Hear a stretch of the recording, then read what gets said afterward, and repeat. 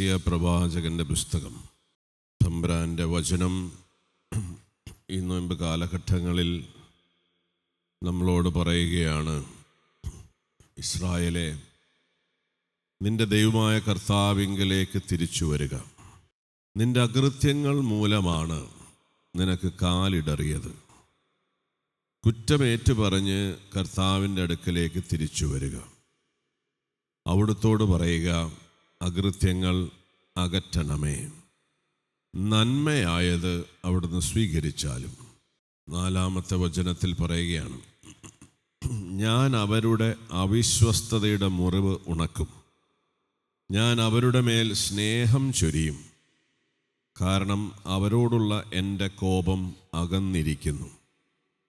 ഇസ്രായേലിന് ഞാൻ തുഷാരബിന്ദു പോലെയായിരിക്കും, ലില്ലി പോലെ അവൻ പുഷ്പിക്കും, ഇലവ് പോലെ അവൻ വേരുറപ്പിക്കും, അവൻ്റെ ശാഖകൾ പടർന്ന് പന്തലിക്കും. അവന് ഒലിവിൻ്റെ മനോഹാരിതയും ലെബനോൻ്റെ പരിമളവും ഉണ്ടായിരിക്കും. അവൻ തിരിച്ചു വന്ന് എൻ്റെ തണലിൽ വസിക്കും. പൂന്തോട്ടം പോലെ അവൻ പുഷ്പിക്കും, ലെബനോനിലെ വീഞ്ഞ് പോലെ അവൻ സൗരഭ്യം പരത്തും. Praise the lord. ഹല്ലേലൂയ. നമ്മളെക്കുറിച്ചുള്ള ദൈവപിതാവിൻ്റെ സ്വപ്നങ്ങൾ അല്ലെങ്കിൽ ആഗ്രഹങ്ങൾ അല്ലെങ്കിൽ വാഗ്ദാനങ്ങൾ,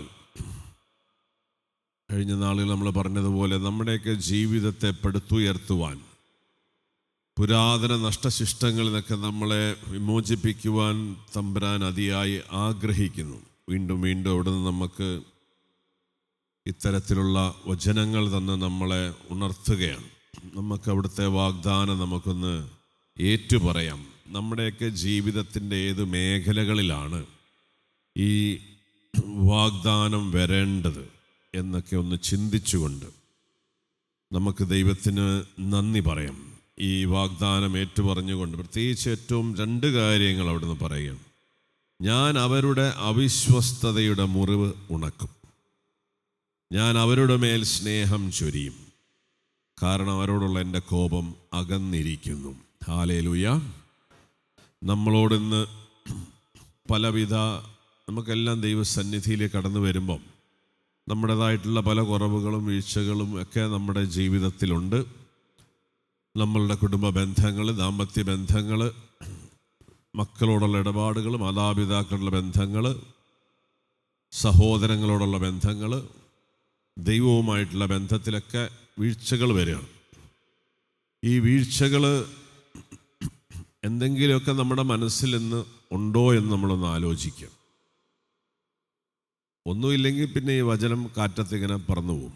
അതേസമയം നിൻ്റെ മനസ്സിലുണ്ട്, കർത്താവേ, ഇന്ന ഇന്ന കാര്യങ്ങളിൽ എനിക്ക് വീഴ്ച പറ്റിയിട്ടുണ്ട് എന്ന് നമ്മൾ തിരിച്ചറിയുകയാണെങ്കിൽ വചനം പറയാണ്, ഞാൻ നിൻ്റെ അവിശ്വസ്തയുടെ മുറിവ് ഉണക്കും, ഞാൻ നിൻ്റെ മേൽ എൻ്റെ സ്നേഹം ചൊരിയും, നിന്നോടുള്ള കോപം അകന്നിരിക്കുന്നു.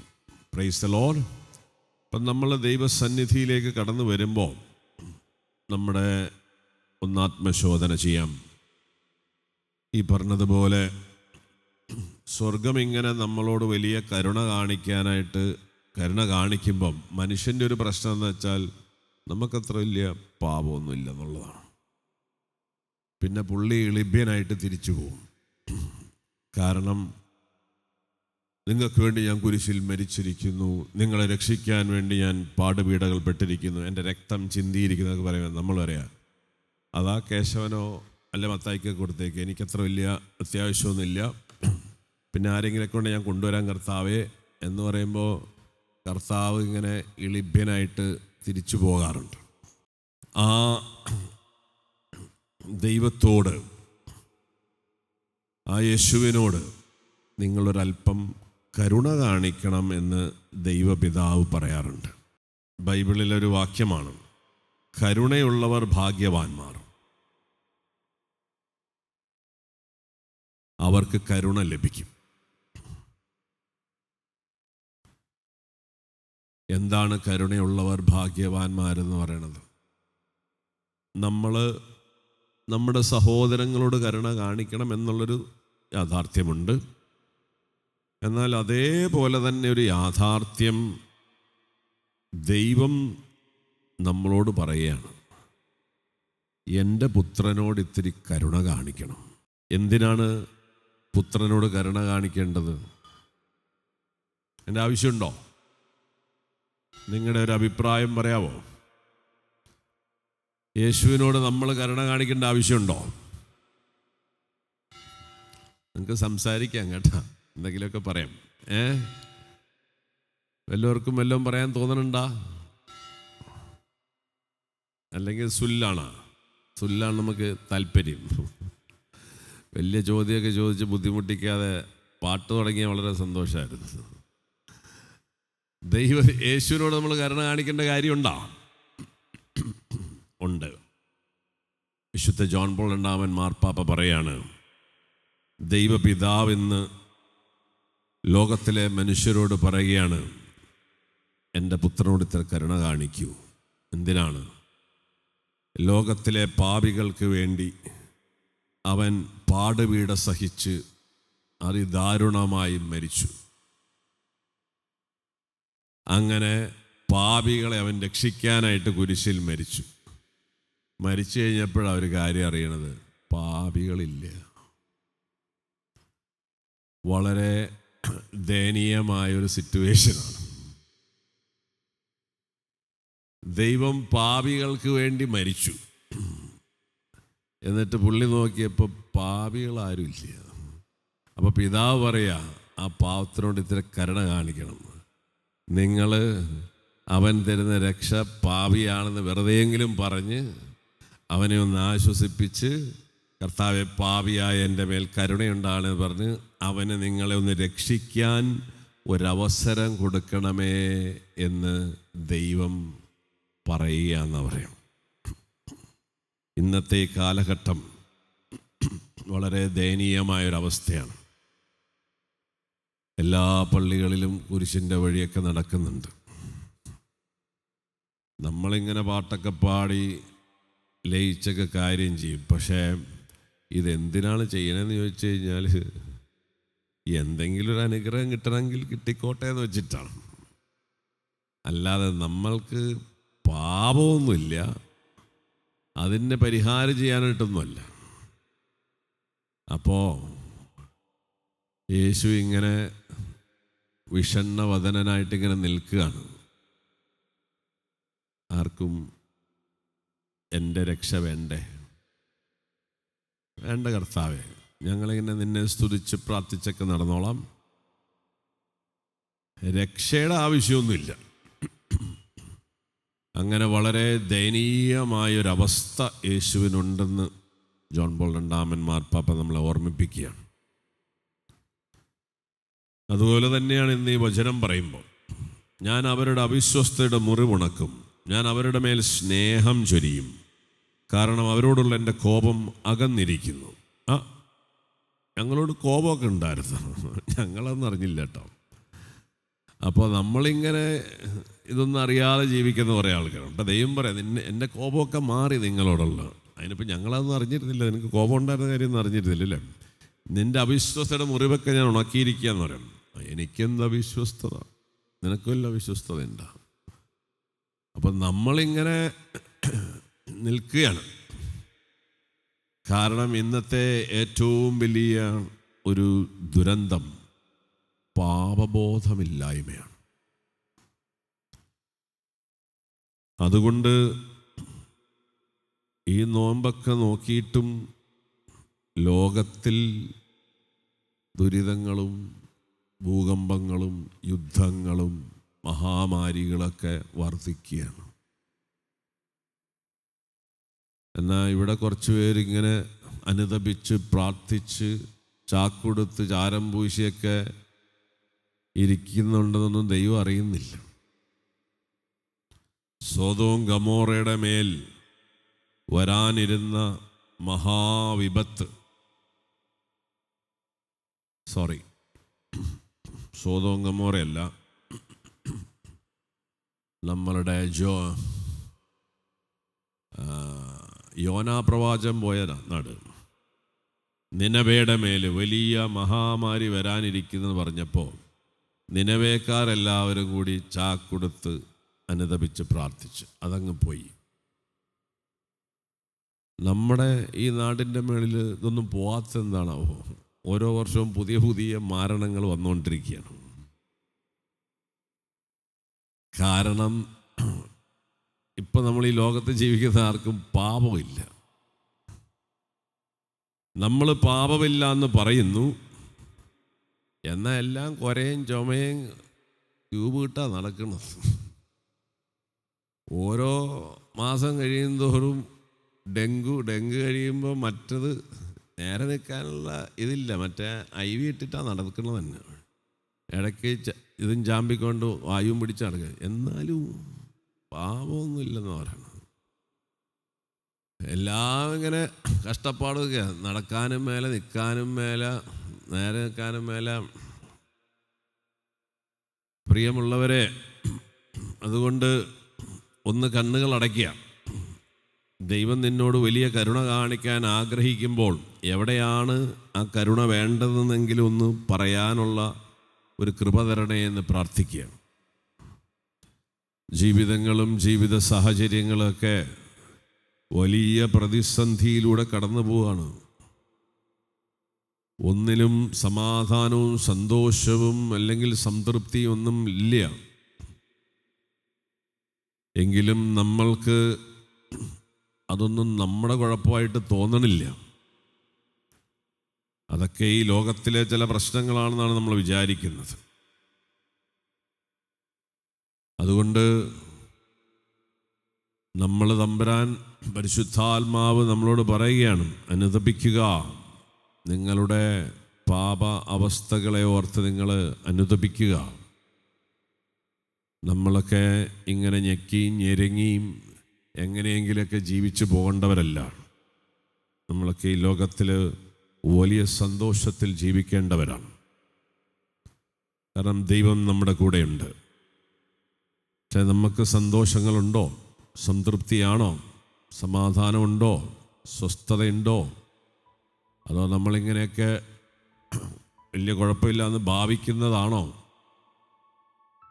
യഥാർത്ഥത്തിൽ നമ്മുടെയൊക്കെ ജീവിതത്തിൽ പല പ്രശ്നങ്ങളുണ്ട് എന്ന് കർത്താവ് പറയുകയാണ്. പിന്നെ നമ്മൾ നോക്കുമ്പോൾ ബാക്കിയുള്ളവരായിട്ട് തുലനം ചെയ്യുമ്പം വലിയ കുഴപ്പമില്ല എന്നുള്ളതുകൊണ്ട് നമ്മളിങ്ങനെ ആശ്വസിക്കുകയാണ്. എങ്കിലും നമ്മുടെ ജീവിതത്തിൽ നമ്മളെ ഭാരപ്പെടുത്തുന്ന, അസ്വസ്ഥപ്പെടുത്തുന്ന, വേദനിപ്പിക്കുന്ന ആ കാര്യങ്ങൾ കൂടി എടുത്തു മാറ്റാൻ തമ്പുരാൻ ആഗ്രഹിക്കുകയാണ്. അത് മാറ്റണമെങ്കിൽ നമ്മൾക്ക് വന്ന ചില കുറവുകളെ, അവിശ്വസ്തതയുടെ മുറിവ്, നമ്മുടെ അകൃത്യങ്ങൾ ദൈവസന്നിധിയിൽ ഒന്ന് ഏറ്റുപറയാൻ നമുക്കുണ്ടാവണം. വെറുതെ പറയാൻ വേണ്ടി പറയല്ല, ഹൃദയം വേദനയോടെ, കർത്താവേ, നിന്നോടുള്ള സ്നേഹത്തിലും നിൻ്റെ സുവിശേഷ വേല ചെയ്യുന്നതിലുമൊക്കെ, സഹോദരങ്ങളുള്ള സ്നേഹത്തിലൊക്കെ ഒത്തിരി കുറവുകൾ വന്നു പോയിട്ടുണ്ട്. തെറ്റ് ചെയ്തവരോട് ക്ഷമിക്കുന്നതിൽ വീഴ്ച വന്നു പോയിട്ടുണ്ട്. അവരുടെയൊക്കെ നാശമില്ലെങ്കിലും അവർക്കൊക്കെ എന്തെങ്കിലുമൊക്കെ കുറച്ചൊക്കെ സംഭവിക്കട്ടെ എന്നൊക്കെ ഞങ്ങൾ ആഗ്രഹിച്ചു പോയ നിമിഷങ്ങളുണ്ട്. കാരണം എന്നെ വേദനിപ്പിച്ചു പോയവനൊന്നും വെറുതെ എങ്ങനെ പോയാൽ ശരിയാവില്ല. അവനൊക്കെ ചെറുതായിട്ടെങ്കിലും ഒന്ന് അനുഭവിക്കണം എന്നൊക്കെ നമ്മൾ ചിന്തിച്ചു പോയ നിമിഷങ്ങൾ, സഹോദരന് അർഹമായത് കൊടുക്കാൻ മറന്നുപോയ നിമിഷങ്ങൾ, അകാരണമായി മറ്റുള്ളവരെ കുറ്റപ്പെടുത്തിയ നിമിഷങ്ങൾ, കോപിച്ച നിമിഷങ്ങൾ, സ്നേഹിക്കാൻ അവസരമുണ്ടായിട്ടും മറ്റുള്ളവരെ കുറവുകളുടെ നേരെ ഔദാര്യപൂർവമായ സ്നേഹം ചൊരിയാനുള്ള അവസരമുണ്ടായിട്ടും മാറി നിന്ന നിമിഷങ്ങളെയൊക്കെ ഓർത്ത് നമുക്കൊന്ന് അനുതപിക്കാം. ദൈവത്തോടുള്ള ബന്ധത്തിൽ, സ്നേഹത്തിൽ, പ്രാർത്ഥനയിൽ, വചനം വായിക്കുന്നതിൽ, വചനം പഠിക്കുന്നതിലൊക്കെ വന്നുപോയിട്ടുള്ള കുറവുകളെ ഓർത്ത് ഒന്ന് അനുതപിക്കാം. അപ്പോൾ സ്വർഗം പറയുകയാണ്, ഞാൻ നിന്റെ അവിശ്വസ്തയുടെ മുറിവിൽ നിന്നുണക്കും, ഞാൻ നിന്റെ മേലെൻ്റെ സ്നേഹം ചൊരിയും. കാരണം അവരോടുള്ള എൻ്റെ കോപം അകന്നിരിക്കുന്നു. ദൈവത്തിൻ്റെ സ്നേഹം നമ്മളിൽ നിറയുമ്പോഴാണ് നമ്മളുടെ രോഗങ്ങളും ബലഹീനതകളും കുറവുകളൊക്കെ നികത്തപ്പെടുന്നത്. ആ സ്നേഹത്തിന് മാത്രമേ അതിനുള്ള ശക്തിയുള്ളൂ. അത് കാരുണ്യമാണ്. അത് കുഷ്ഠരോഗിയുടെ ജീവിതത്തിലേക്ക് വന്നപ്പോൾ അവൻ്റെ കൈകാലുകളൊക്കെ കിളുത്തു വന്നു. അത് തളർവാദ രോഗിയുടെ അടുക്കലേക്ക് വന്നപ്പോൾ അവന് ഉണർന്നെഴുന്നേറ്റ് നടക്കുകയാണ്. അത് അന്ധൻ്റെ ജീവിതത്തിൽ വന്നപ്പോൾ അവൻ്റെ കാഴ്ച കിട്ടി, അവൻ്റെ ഇരുട്ട് മാറി. അത് മർത്താ മറിയത്തിൻ്റെ ജീവിതത്തിലേക്ക് വന്നപ്പോൾ അവരെ നഷ്ടപ്പെട്ടു പോയ സഹോദരനെ അവർക്ക് തിരിച്ചു കിട്ടി. അത് കാനായിലെ കുടുംബത്തിൽ വന്നപ്പോൾ അവരുടെ അപമാനങ്ങളും നിന്ദനങ്ങളും നീക്കപ്പെട്ട്. ആ സ്നേഹം നിന്റെ ജീവിതത്തിൽ എവിടെയാണ് വരേണ്ടത് ഒന്ന് പറയുക. ഇന്ന് എവിടെയൊക്കെ കുറവുകളുണ്ടോ അവിടെയൊക്കെ ആ സ്നേഹം വരുമ്പോഴാണ് നമ്മൾ നിറവുള്ളവരായി മാറും. കരങ്ങളൊന്ന് ഉയർത്തിപ്പിടിച്ചുകൊണ്ട് തമ്പുരാൻ്റെ ഈ കരുണയുള്ള ആ വചനത്തെ ഓർത്ത്, സ്നേഹത്തെ ഓർത്ത് നന്ദി പറയുമ്പോൾ, ഈശോയെ നിന്റെ സ്നേഹം ഒഴുക്കണം എൻ്റെ ജീവിതത്തിൻ്റെ ഇന്ന ഇന്ന മേഖലകളിലേക്ക് ഒഴുക്കണമേ എന്ന് പ്രാർത്ഥിക്കണം. കരങ്ങൾ ഉയർത്തി ഒന്ന് സ്തുതിക്കട്ടെ. ഹല്ലേലൂയ. കർത്താവേ, നിന്റെ തിരുവചനം ഞങ്ങളോട് പറയാം, ഞാൻ അവരുടെ അവിശ്വസ്തയുടെ മുറിവ് ഉണക്കും, ഞാൻ അവരുടെ മേൽ സ്നേഹം ചൊരിയും, അവരോടുള്ള എൻ്റെ കോപം അകന്നിരിക്കുന്നു പറയണം. കർത്താവേ, ഈ വലിയ വചനത്തെ ഓർത്ത് ഞങ്ങൾ നന്ദി പറയുകയാണ്. ഞങ്ങൾക്ക് ആവശ്യമാണ്. സങ്കീർത്തകൻ പറയുന്നത് പോലെ അത്യുന്നതൻ്റെ ശക്തി പ്രകടമാകാത്തതാണ് എൻ്റെ ദുഃഖ കാരണം. നമ്മുടെയൊക്കെ ജീവിതത്തിൽ ഈ സ്നേഹത്തിൻ്റെ കുറവാണ് നമ്മുടെ ദുഃഖത്തിൻ്റെ കാരണം. അതുകൊണ്ട് ആ സ്നേഹം ഒഴുക്കണമേ എന്ന് പ്രാർത്ഥിച്ചുകൊണ്ട് ഒന്നുകൂടി സ്തുതിക്കട്ടെ. ഹല്ലേലൂയ. ചോദിച്ചു വാങ്ങണം, ചോദിക്കണം, കരുണയുണ്ടാകണം. നീ ചൊരിയുന്ന സ്നേഹം പലപ്പോഴും ഞങ്ങൾ ഈ ഓട്ടത്തിൻ്റെ തിരക്കിൻ്റെ ഇടയിൽ, ബഹളത്തിൻ്റെ ഇടയിൽ ഞങ്ങൾക്ക് എവിടെയെങ്കിലുമൊക്കെ ആവശ്യമുണ്ടോ എന്ന് പോലും മനസ്സിലാകാത്ത രീതിയിൽ ഞങ്ങൾക്ക് തിരക്കുള്ളവരായി മാറും. കർത്താവേ, എങ്കിലും നീ ഞങ്ങളെ ഓർമ്മിപ്പിച്ചുകൊണ്ട് നിന്റെ സ്നേഹം ഞങ്ങളിലേക്ക് ചൊരിയുന്നതിനോട് ഞങ്ങൾ നന്ദി പറയുന്നു. ഹല്ലേലൂയ. കർത്താവേ, സ്തോത്രം. Father, V thank you Lord. Hallelujah, hallelujah. നമുക്ക് അവിടുത്തെ വാഗ്ദാനം ഒന്ന് ഏറ്റു പറയാം എല്ലാവരും. ഇസ്രായേലിന് ഞാൻ തുഷാരബിന്ദു പോലെ ആയിരിക്കും, ലില്ലി പോലെ അവൻ പുഷ്പിക്കും, ഇലവ് പോലെ അവൻ വേരുറപ്പിക്കും, അവന്റെ ശാഖകൾ പടർന്ന് പന്തലിക്കും. അവൻ ഒലിവിന്റെ മനോഹാരിതയും ലെബനോന്റെ പരിമളവും ഉണ്ടായിരിക്കും. അവർ തിരിച്ചു വന്ന് എന്റെ തണലിൽ വസിക്കും. പൂന്തോട്ടം പോലെ അവർ പുഷ്പിക്കും.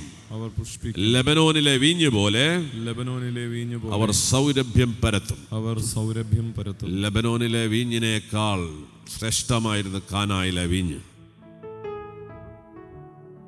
ആ വീഞ്ഞെന്ന് പറയുന്നത് ദൈവത്തിൻ്റെ കൃപാദാനം, ദൈവികതയാണ്. നമ്മുടെയൊക്കെ ജീവിതത്തിൽ ഒരൊറ്റ കുറവേ ഉള്ളൂ. ദൈവത്തിൻ്റെ ഛായയിൽ സൃഷ്ടിച്ച നമുക്ക് ദൈവത്വം നഷ്ടപ്പെട്ടുപോയി. ശൂന്യമായ 6 കൽഭരണിയിൽ വെള്ളം നിറച്ച്, മണമോ ഗുണമില്ലാത്ത വെള്ളം നിറച്ചത് മുഴുവനും വീഞ്ഞാക്കി മാറ്റിയവൻ. ഈ നോമ്പ് കാലഘട്ടത്തിൽ നമ്മൾ മറ്റെല്ലാ അനുഗ്രഹങ്ങളെക്കാൾ കൂടുതൽ പ്രാർത്ഥിക്കേണ്ടത് എനിക്ക് നഷ്ടപ്പെട്ടു പോയ ദൈവത്വം എനിക്ക് തിരിച്ചു തരണേ എന്നുള്ളതാണ്. നമുക്കൊന്ന് എഴുന്നേറ്റ് നിൽക്കാം. തമ്പുരാൻ്റെ സന്നിധിയിൽ നിൽക്കാൻ പറ്റുന്നവർ നിൽക്കുക. നമ്മൾ എന്തിനാ എഴുന്നേറ്റ് നിൽക്കുക എന്ന് വെച്ചാൽ തമ്പുരാൻ ഇവിടെ ഉണ്ട്. അവൻ്റെ സാന്നിധ്യത്തിന് കൊടുക്കുന്ന ഒരു ബഹുമാനവും ആദരവാണ് നമ്മുടെ നിൽപ്പ്. നിങ്ങൾക്ക് കാലും മടുക്കുന്നുണ്ടെങ്കിൽ നിങ്ങൾക്ക് ഇരിക്കാം കേട്ടോ, സൗകര്യമുള്ളപ്പോൾ ഇരിക്കാം. But when he is here, നമ്മൾ ഇരിക്കുന്നത് ഒരു മര്യാദയല്ലാത്തതുകൊണ്ടാണ്. അവൻ്റെ നിറസാന്നിധ്യത്തിന് നമ്മൾ നൽകുന്ന ഏറ്റവും ശ്രേഷ്ഠമായ പ്രത്യുത്തരമാണ് സ്തുതി, ആരാധന. അതുകൊണ്ട് പറ്റാവുന്നിടത്തോളം നിന്ന് നമ്മൾ സ്തുതിക്കുകയും ആരാധിക്കുകയും ചെയ്യുന്നു.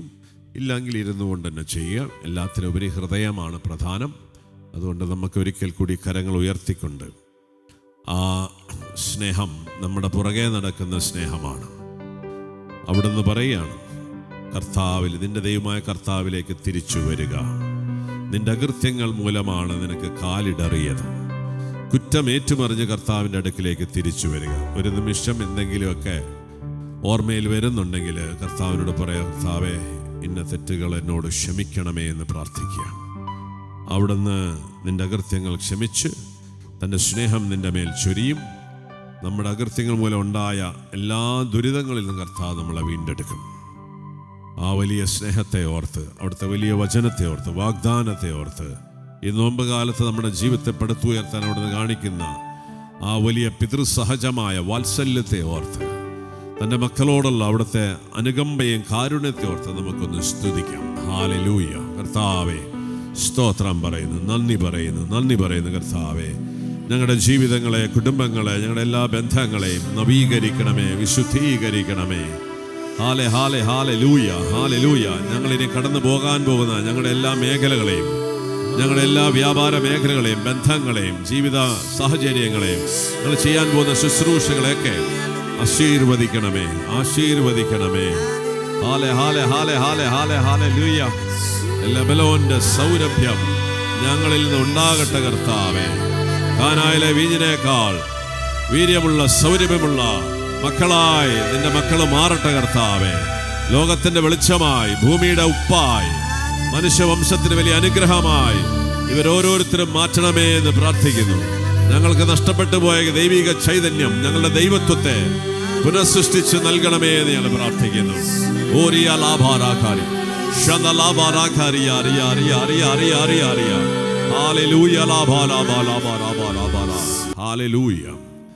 കൃതജ്ഞതയുള്ള, നന്ദിയുള്ള ഹൃദയത്തോടെ ഈ ദൈവത്തിൻ്റെ വചനത്തെയും വാഗ്ദാനത്തെയും സ്വീകരിക്കാം. നന്ദി പറയുമ്പോൾ ആ വചനം നമ്മളെ വിശുദ്ധീകരിക്കും. നമ്മുടെ അകൃത്യങ്ങൾ അവിടുന്ന് ക്ഷമിക്കുന്നു. നമ്മുടെ അവിശ്വസത മുറിവ് അവിടുന്ന് നമ്മളെ ഉണക്കുന്നു. ഇന്ന് രാത്രി അവിടുത്തെ പ്രത്യേകമായ സ്നേഹം നമ്മുടെ ജീവിതത്തിലേക്ക് അവിടുന്ന് ഒഴുക്കുകയാണ്.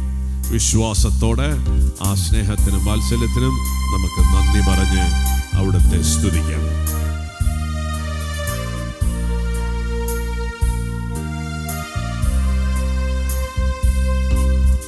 തിരുക്കരം എന്നെ താങ്ങി വൻ പ്രതികൂലങ്ങളിൽ മുൻപോട്ടു യാത്ര ചെയ്യാൻ ബലമെന്നിൽ നൽകി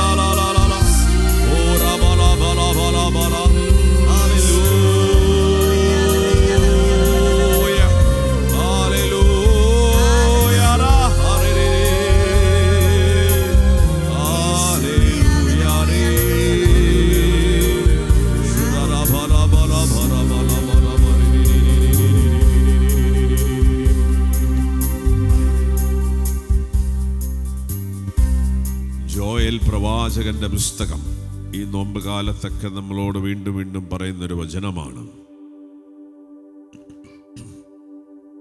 ഇപ്പോഴെങ്കിലും കർത്താവ് അരുളിച്ചെയ്ത് 2-ാമത്തെ അധ്യായം 12-ാമത്തെ വചനം, ഇപ്പോഴെങ്കിലും ഉപവാസത്തോടും വിലാപത്തോടും നെടുവീർപ്പോടും കൂടെ നിങ്ങൾ പൂർണ്ണ ഹൃദയത്തോടെ എൻ്റെ അടുക്കലേക്ക് തിരിച്ചു വരുവിൻ.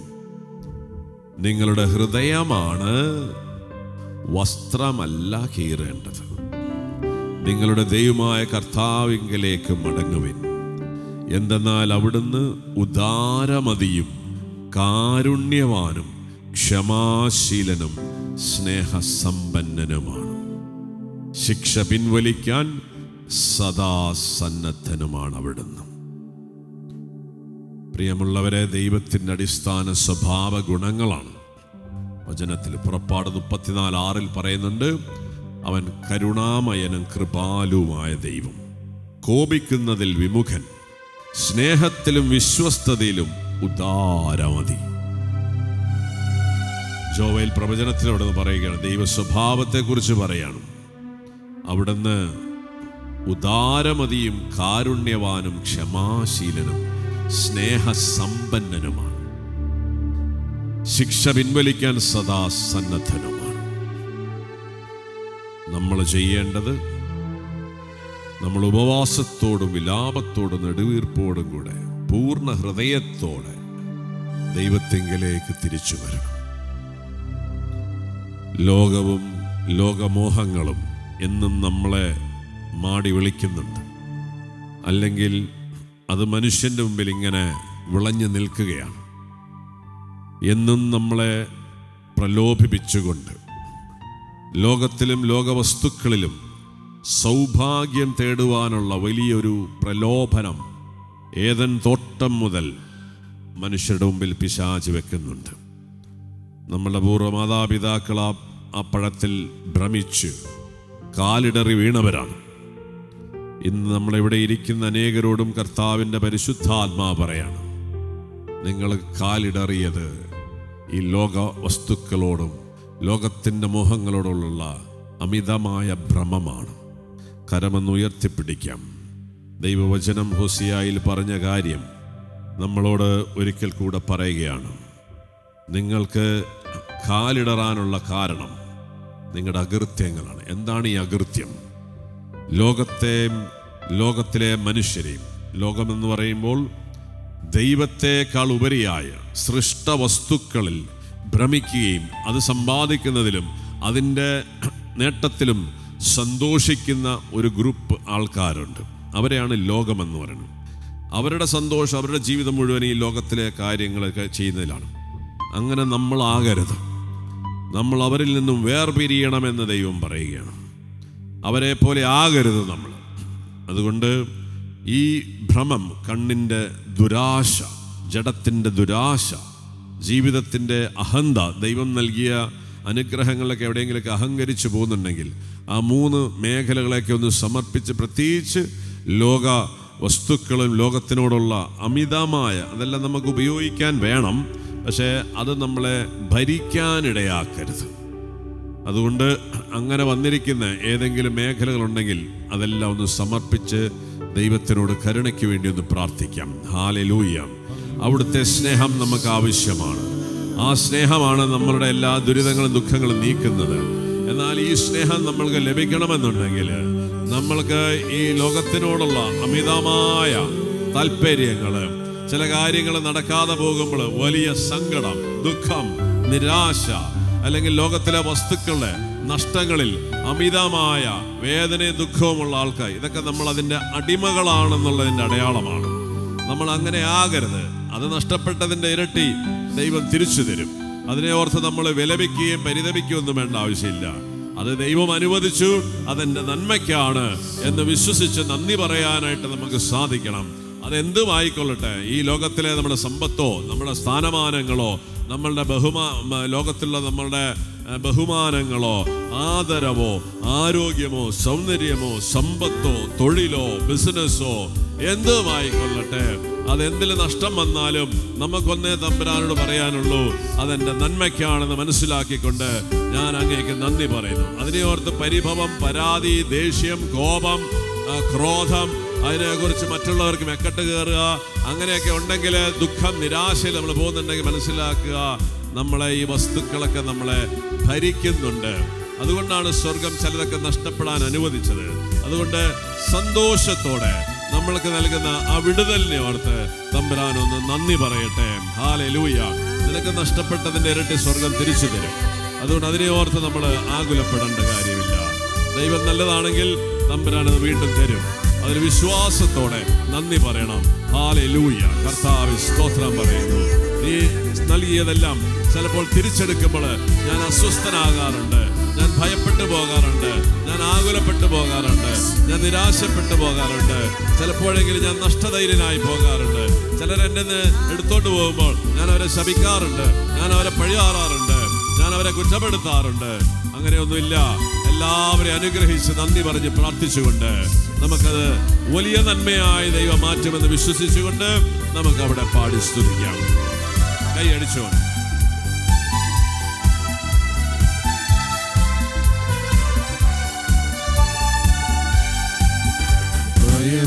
ഭയമേതുമില്ലെന്റെ ദൈവം എന്നെ പരിപാലിച്ചു വളർത്തും.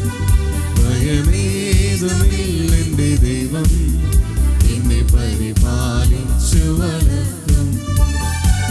ആനന്ദത്തിലെ നീ ചോലയിൽ അനുദിനം വഴി നടക്കും. ആനന്ദത്തിലെ നീ ചോലയിൽ അനുദിനം വഴി നടക്കും. നീയല്ലോ നല്ല ഇടയൻ, വഴി കാട്ടും സ്നേഹിതൻ. യേശുവേ നായകാനിൻ തിരുനാമം പാവനം. നീയല്ലോ നല്ല ഇടയൻ, വഴി കാട്ടും സ്നേഹിതൻ. യേശുവേ നായകാനിൻ തിരുനാമം പാവനം.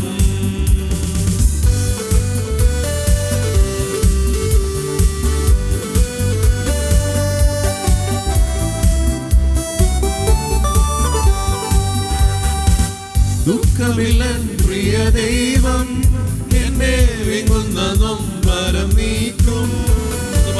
ദുഃഖമില്ലൻ പ്രിയ ദൈവം എന്റെ വിങ്ങുന്ന നൊമ്പരം നീക്കും. കണ്ണീരുമായി ചെന്റെ ഉള്ളിൽ എന്നും കാരുണ്യപ്പൂവേ നിറയ്ക്കും. കണ്ണീരുമായി ചെന്റെ ഉള്ളിൽ എന്നും കാരുണ്യപ്പൂവേ നിറയ്ക്കും. നീയല്ലോ നല്ല ഇടയൻ, വഴി കാട്ടും സ്നേഹിതൻ. യേശുവേ നായകാനിൻ തിരുനാമം പാവനം. നീയല്ലോ നല്ല ഇടയൻ, വഴി കാട്ടും സ്നേഹിതൻ. യേശുവേ നായകാനിൻ തിരുനാമം പാവനം.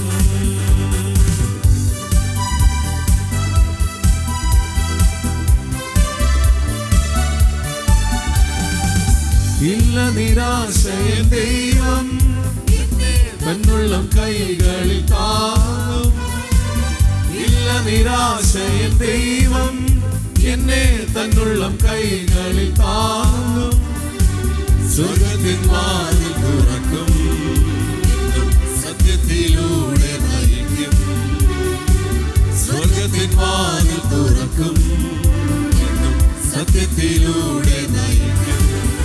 നീയല്ലോ നല്ല ഇടയൻ, വഴി കാട്ടും സ്നേഹിതൻ. യേശുവേ നായകാനിൻ തിരുനാമം പാവനം. നീയല്ലോ നല്ല ഇടയൻ, വഴി കാട്ടും സ്നേഹിതൻ. യേശുവേ നായകാനിൻ തിരുനാമം പാവനം. നമ്മൾ ഈ സ്തുതി ആരാധന എന്ന് പറയുന്നത് നമ്മളൊന്ന് മനസ്സിലാക്കണം നല്ലതാണ്. നമ്മുടെ ദൈവത്തിലുള്ള വിശ്വാസത്തിൻ്റെ അടയാളമാണ് നമ്മുടെ സ്തുതിപ്പ്. അല്ലാതെ നമ്മളിങ്ങനെ വെറുതെ ഇവിടെ എല്ലാവരും കൂടിയിട്ട് കുറച്ച് കൈയൊക്കെ കൊട്ടി ഇങ്ങനെ നടക്കുക എന്നുള്ളതല്ല.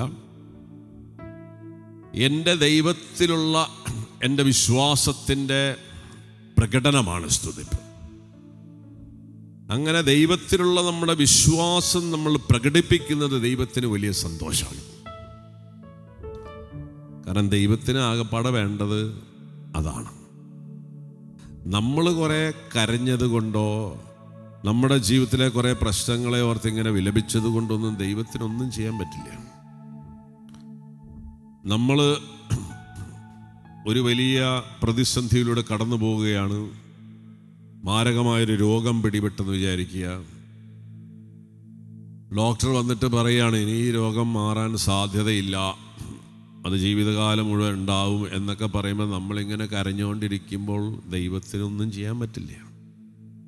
എന്നാൽ ഡോക്ടർ അങ്ങനെ പറഞ്ഞിട്ടുണ്ടെങ്കിലും കർത്താവെ നീ ഇങ്ങനെ പറഞ്ഞിട്ടുണ്ടല്ലോ, പുറപ്പാട് 15:26 ഞാൻ നിന്നെ സുഖപ്പെടുത്തുന്ന ദൈവമാണെന്ന് നീ പറഞ്ഞിട്ടുണ്ട്. ഞാൻ അതാണ് വിശ്വസിക്കുന്നത്.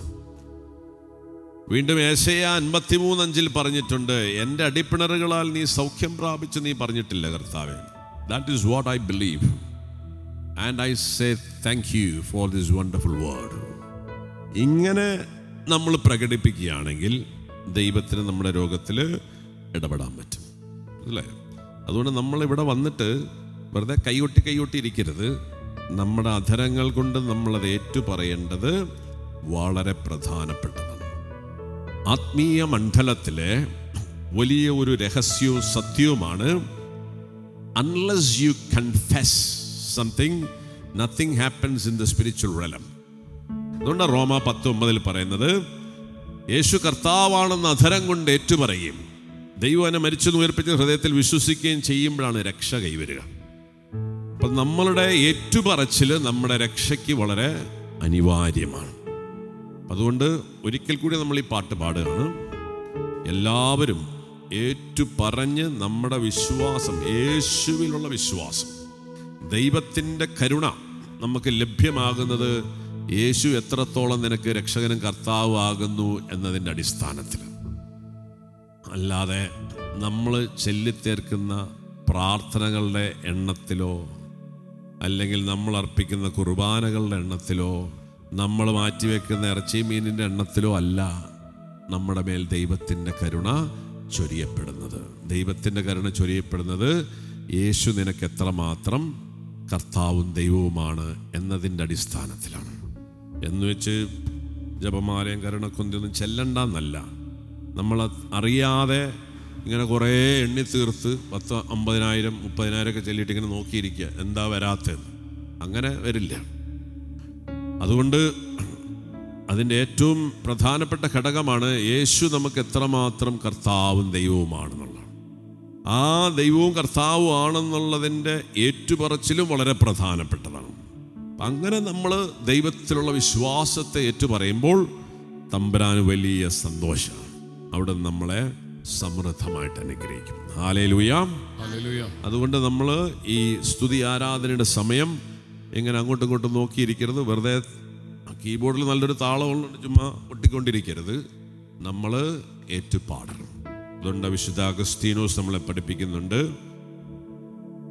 A person who sings praise twice എന്ന് പറയും, അല്ലേ?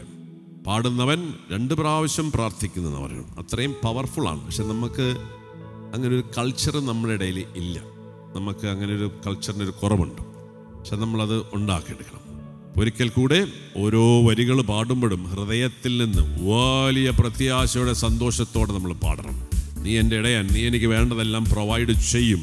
ഞാൻ കാണിച്ച മുഴുവൻ പോക്കൃത്തരമാണ്, ഞാൻ കാണിച്ച മുഴുവൻ അബദ്ധങ്ങളാണ്, മണ്ടത്തരങ്ങളാണ്. പക്ഷേ നീ എനിക്ക് ദുഃഖമില്ലെന്ന്, എനിക്ക് നഷ്ടപ്പെട്ടതിനോട് ദുഃഖമില്ല, എൻ്റെ ജീവിതത്തിൽ ഉണ്ടായ പരാജയത്തെ ഓർത്തിന് നിരാശയില്ല. കാരണം ഇതെല്ലാം നീ നന്മയാക്കി മാറ്റും എന്ന് ഉറച്ച് വിശ്വസിച്ചുകൊണ്ട് അവനുള്ള വിശ്വാസത്തെ നമ്മൾ പാടി സ്തുതിക്കുമ്പോൾ അവൻ നമ്മുടെ മേൽ കൃപകൾ, അനുഗ്രഹങ്ങൾ ചൊരിയും. അതുകൊണ്ട് വലിയ സന്തോഷത്തോടെ ഒരു പ്രാവശ്യം കൂടി നമ്മൾ പാടുകയാണ്. ഓക്കെ, എല്ലാവരും പാട്ട് പാടണം, എല്ലാവരും അധരം തുറന്ന് പാടണം.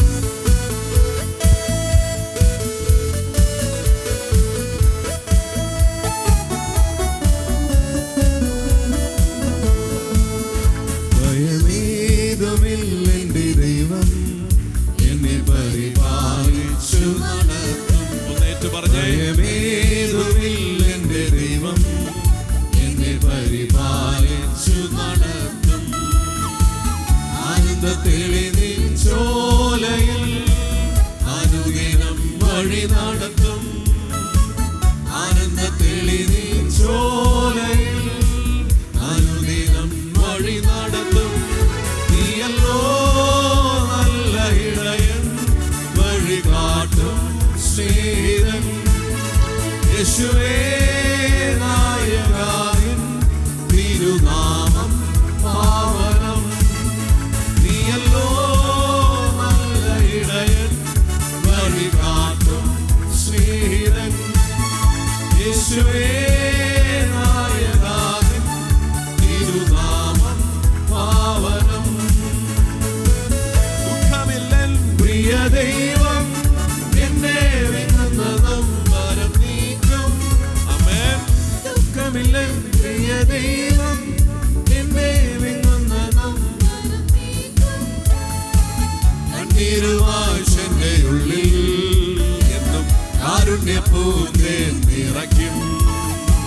കണ്ണീരുവാശന്റെ ഉള്ളിൽ എന്നും കാരുണ്യപൂന്തേൻ നിറയ്ക്കും. നീയല്ലോ നല്ല ഇടയൻ, വഴി കാട്ടും സ്നേഹിതൻ. യേശുവേ നായകാനി, തിരുനാമം പാവനം. നീയല്ലോ നല്ല ഇടയൻ, വഴി കാട്ടും സ്നേഹിതൻ. യേശുവേ നായകാനി, തിരുനാമം പാവനം. ഇല്ല നിരാശ എൻ ദൈവം, എന്റെ കണ്ണുള്ളം കൈകളിൽ താങ്ങും. ആമേൻ. ഇല്ല നിരാശ എന്നെ തന്നുള്ളം കൈകളിൽ താങ്ങും. സ്വർഗത്തിൻ വാതിൽ തുറക്കും, എന്നും സത്യത്തിലൂടെ നയിക്കും. എനിക്കായി സ്വർഗത്തിൻ വാതിൽ തുറക്കും, എന്നും സത്യത്തിലൂടെ നയിക്കും. നീയല്ലോ നല്ല ഇടയൻ, വഴി കാട്ടും സ്നേഹിതൻ. യേശുവേ നായകാനിൻ, തിരുനാമം പാവനം. നീയല്ലോ നല്ല ഇടയൻ, കർത്താവേ, വഴി കാട്ടും സ്നേഹിതൻ. I love you, Lord. യേശുവേ നായകാനിൻ, തിരുനാമം പാവനം. Hallelujah, hallelujah, hallelujah, hallelujah. Oriala, oriala, la la, hallelujah, la hallelujah, la barakaria, la baraka, la baria, la oriala, la la la la la la la la la la la. ശത്രുവിന്റെ കോട്ടകളൊക്കെ തകരട്ടെ. ശത്രു ഇട്ടിരിക്കുന്ന Jericho കോട്ടകളൊക്കെ തകരട്ടെ. സ്വർഗ കവാടങ്ങൾ തുറക്കട്ടെ. ദൈവമക്കളുടെ എല്ലാ ആവശ്യങ്ങളിലേക്ക് ആ പിതാവിന്റെ കാരുണ്യത്തിന്റെ കരം നീട്ടപ്പെടട്ടെ. ഹാല ഹാല ഹാല ഹാല ഹാല ഹാല ഹാല ഹാല ഹാല ഹാല ഹാല. ഓരിയാര ബാല ബാല ബാല ബാല ബാല ബാല ബാ. ശുധാര ബാല ബാല ബാല ബാല ബാല ബാല ബാല. മരുഭൂമിയിലും വിരുന്നൊരുക്കാൻ കഴിവുള്ളവൻ. സംഭവിക്കട്ടെ, സംഭവിക്കട്ടെ. ദൈവവചനം ദൈവമക്കളുടെ ജീവിതത്തിൽ സംഭവിക്കട്ടെ.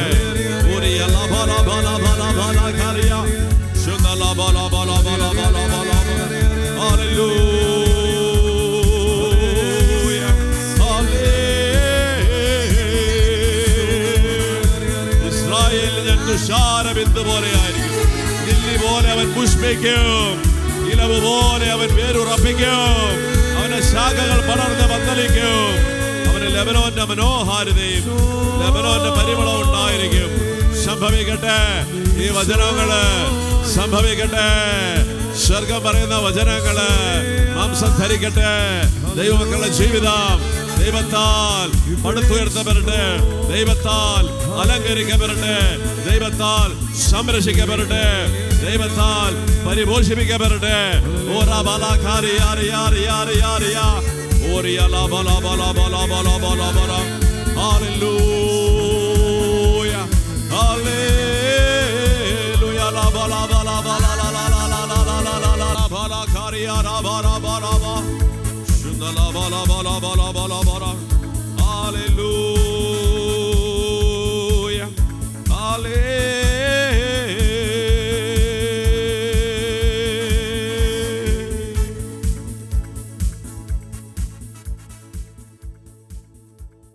നമ്മളുടെ ഹൃദയം കീറുമ്പോൾ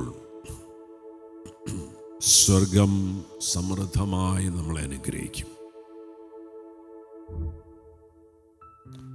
നമ്മൾ പുറമേ കുറേ നോയമ്പും ഉപവാസങ്ങളൊക്കെ നമ്മൾ എടുക്കാറുണ്ട്. ബാഹ്യമായി നമ്മൾ കാണിക്കുന്നത് ആന്തരികമായി നമ്മൾ ഉദ്ദേശിക്കുന്നതിൻ്റെ ഒരടയാളമായിരിക്കണം. ആന്തരികമായി ഒന്നും ഇല്ലാതെ ബാഹ്യമായി എന്തെങ്കിലും ചെയ്തിട്ട് കാര്യമില്ല. ഹൃദയം കീറണം എന്ന് പറയുമ്പോൾ വചനം നമ്മളെ ഓർമ്മിപ്പിക്കുകയാണ്. മർക്കോസ് സുവിശേഷം 7:21. എന്തെന്നാൽ ഹൃദയത്തിൻ്റെ ഉള്ളിൽ നിന്നാണ്, മനുഷ്യൻ്റെ ഹൃദയത്തിൽ നിന്നാണ് ദുശ്ചിന്ത, പരസംഗം, മോഷണം, കൊലപാതകം, വ്യഭിചാരം, ദുരാഗ്രഹം, ദുഷ്ടത, വഞ്ചന, ഭോഗ ആസക്തി, അസൂയ, ദൂഷണം, അഹങ്കാരം, മൂഢത എന്നിവ പുറപ്പെടുന്നത്.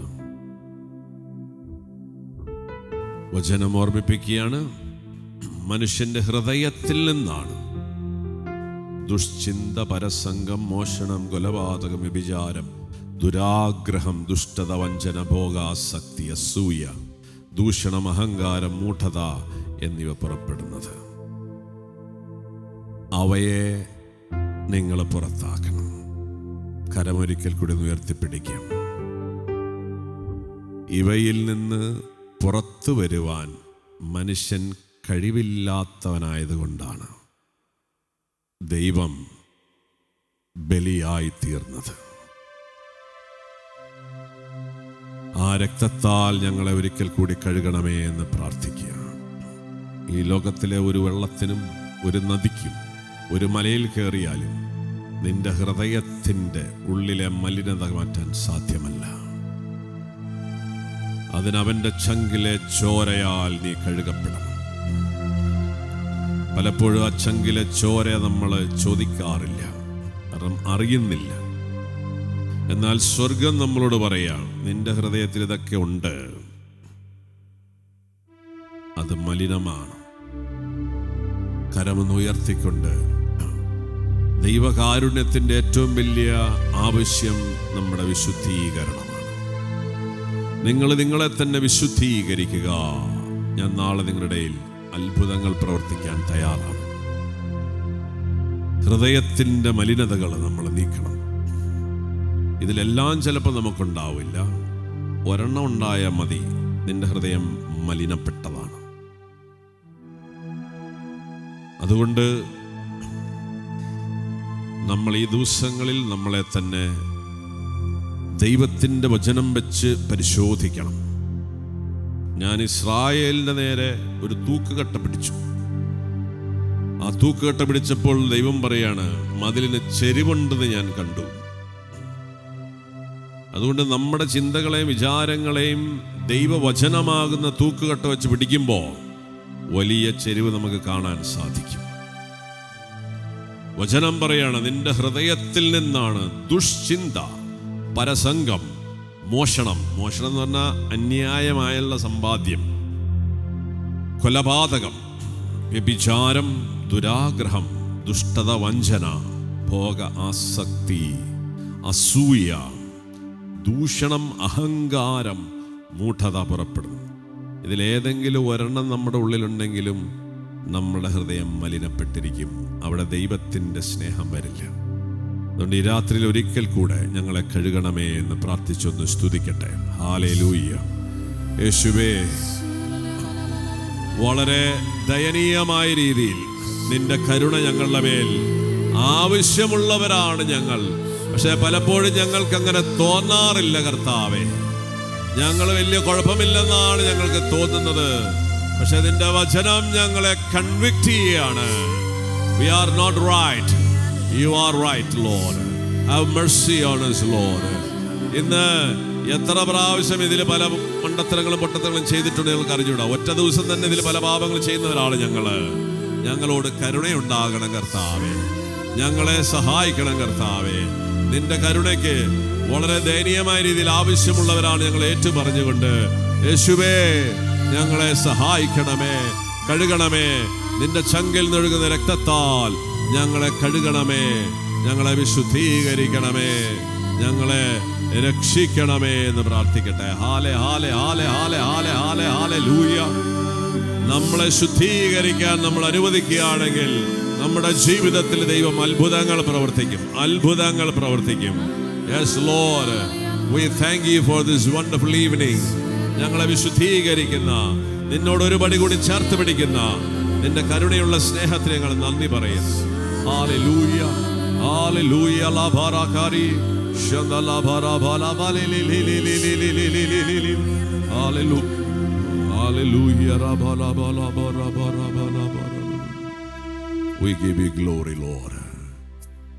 നിന്റെ നാമത്തെ ഞങ്ങൾ മഹത്വപ്പെടുത്തുന്നു. നിന്റെ മഹത്വത്തിൽ ഞങ്ങളെ പങ്കുകാരാക്കണമേ. ഈസ്റ്ററിന് ഒരുങ്ങുന്ന മക്കളാണ് നമ്മൾ. പാപത്തിൽ നിന്നും രോഗത്തിൽ നിന്നും എല്ലാ തിന്മയിൽ നിന്നും യേശുക്രിസ്തുവിനെ മരണത്തിൽ നിന്ന് ഉയർപ്പിച്ച ദൈവം നമ്മുടെ ജീവിതങ്ങളെയും അവനോടൊപ്പം ഉയർപ്പിക്കാൻ ആഗ്രഹിക്കുക. അതിനായിട്ട് നമ്മൾ ഒരുങ്ങുമ്പോൾ വലിയ പ്രത്യാശയോടെ നമുക്ക് അവനെ ആരാധിക്കണം.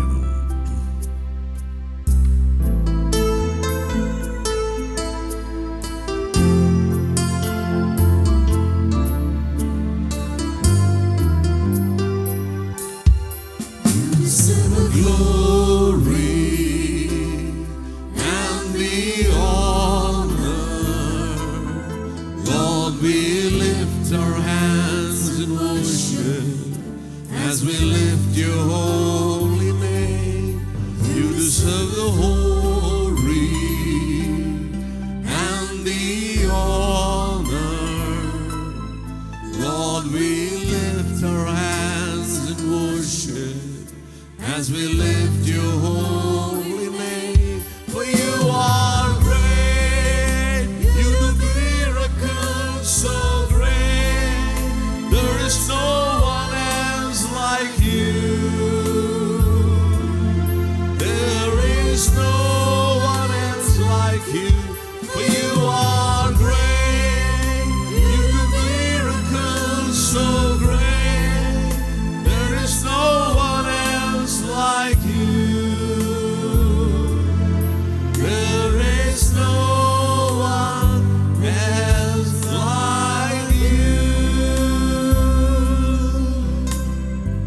Yes, Lord, there is nobody like you, as merciful as you. We thank you, we worship you, we love you.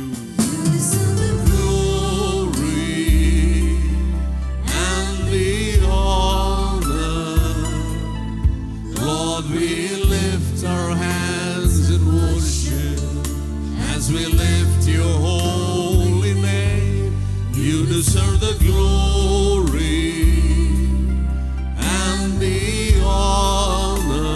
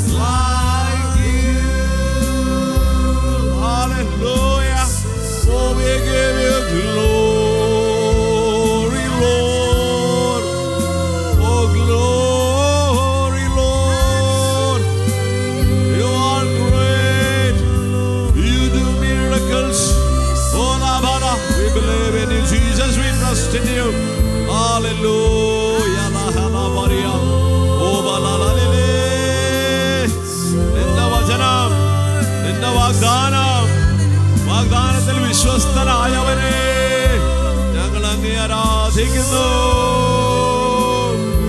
സ്തുതിക്കുന്നു, മഹത്വമെടുക്കുന്നു. Oh, you are an awesome God. Hallelujah, Maria. Hallelujah, la Maria. Shura bara bara bara. For you are great, you do miracles so great. There is no one else like you. There is no one else like you. For you are great. There is miracles so great. There is no one else like you. Yeshua. There is no one else like you.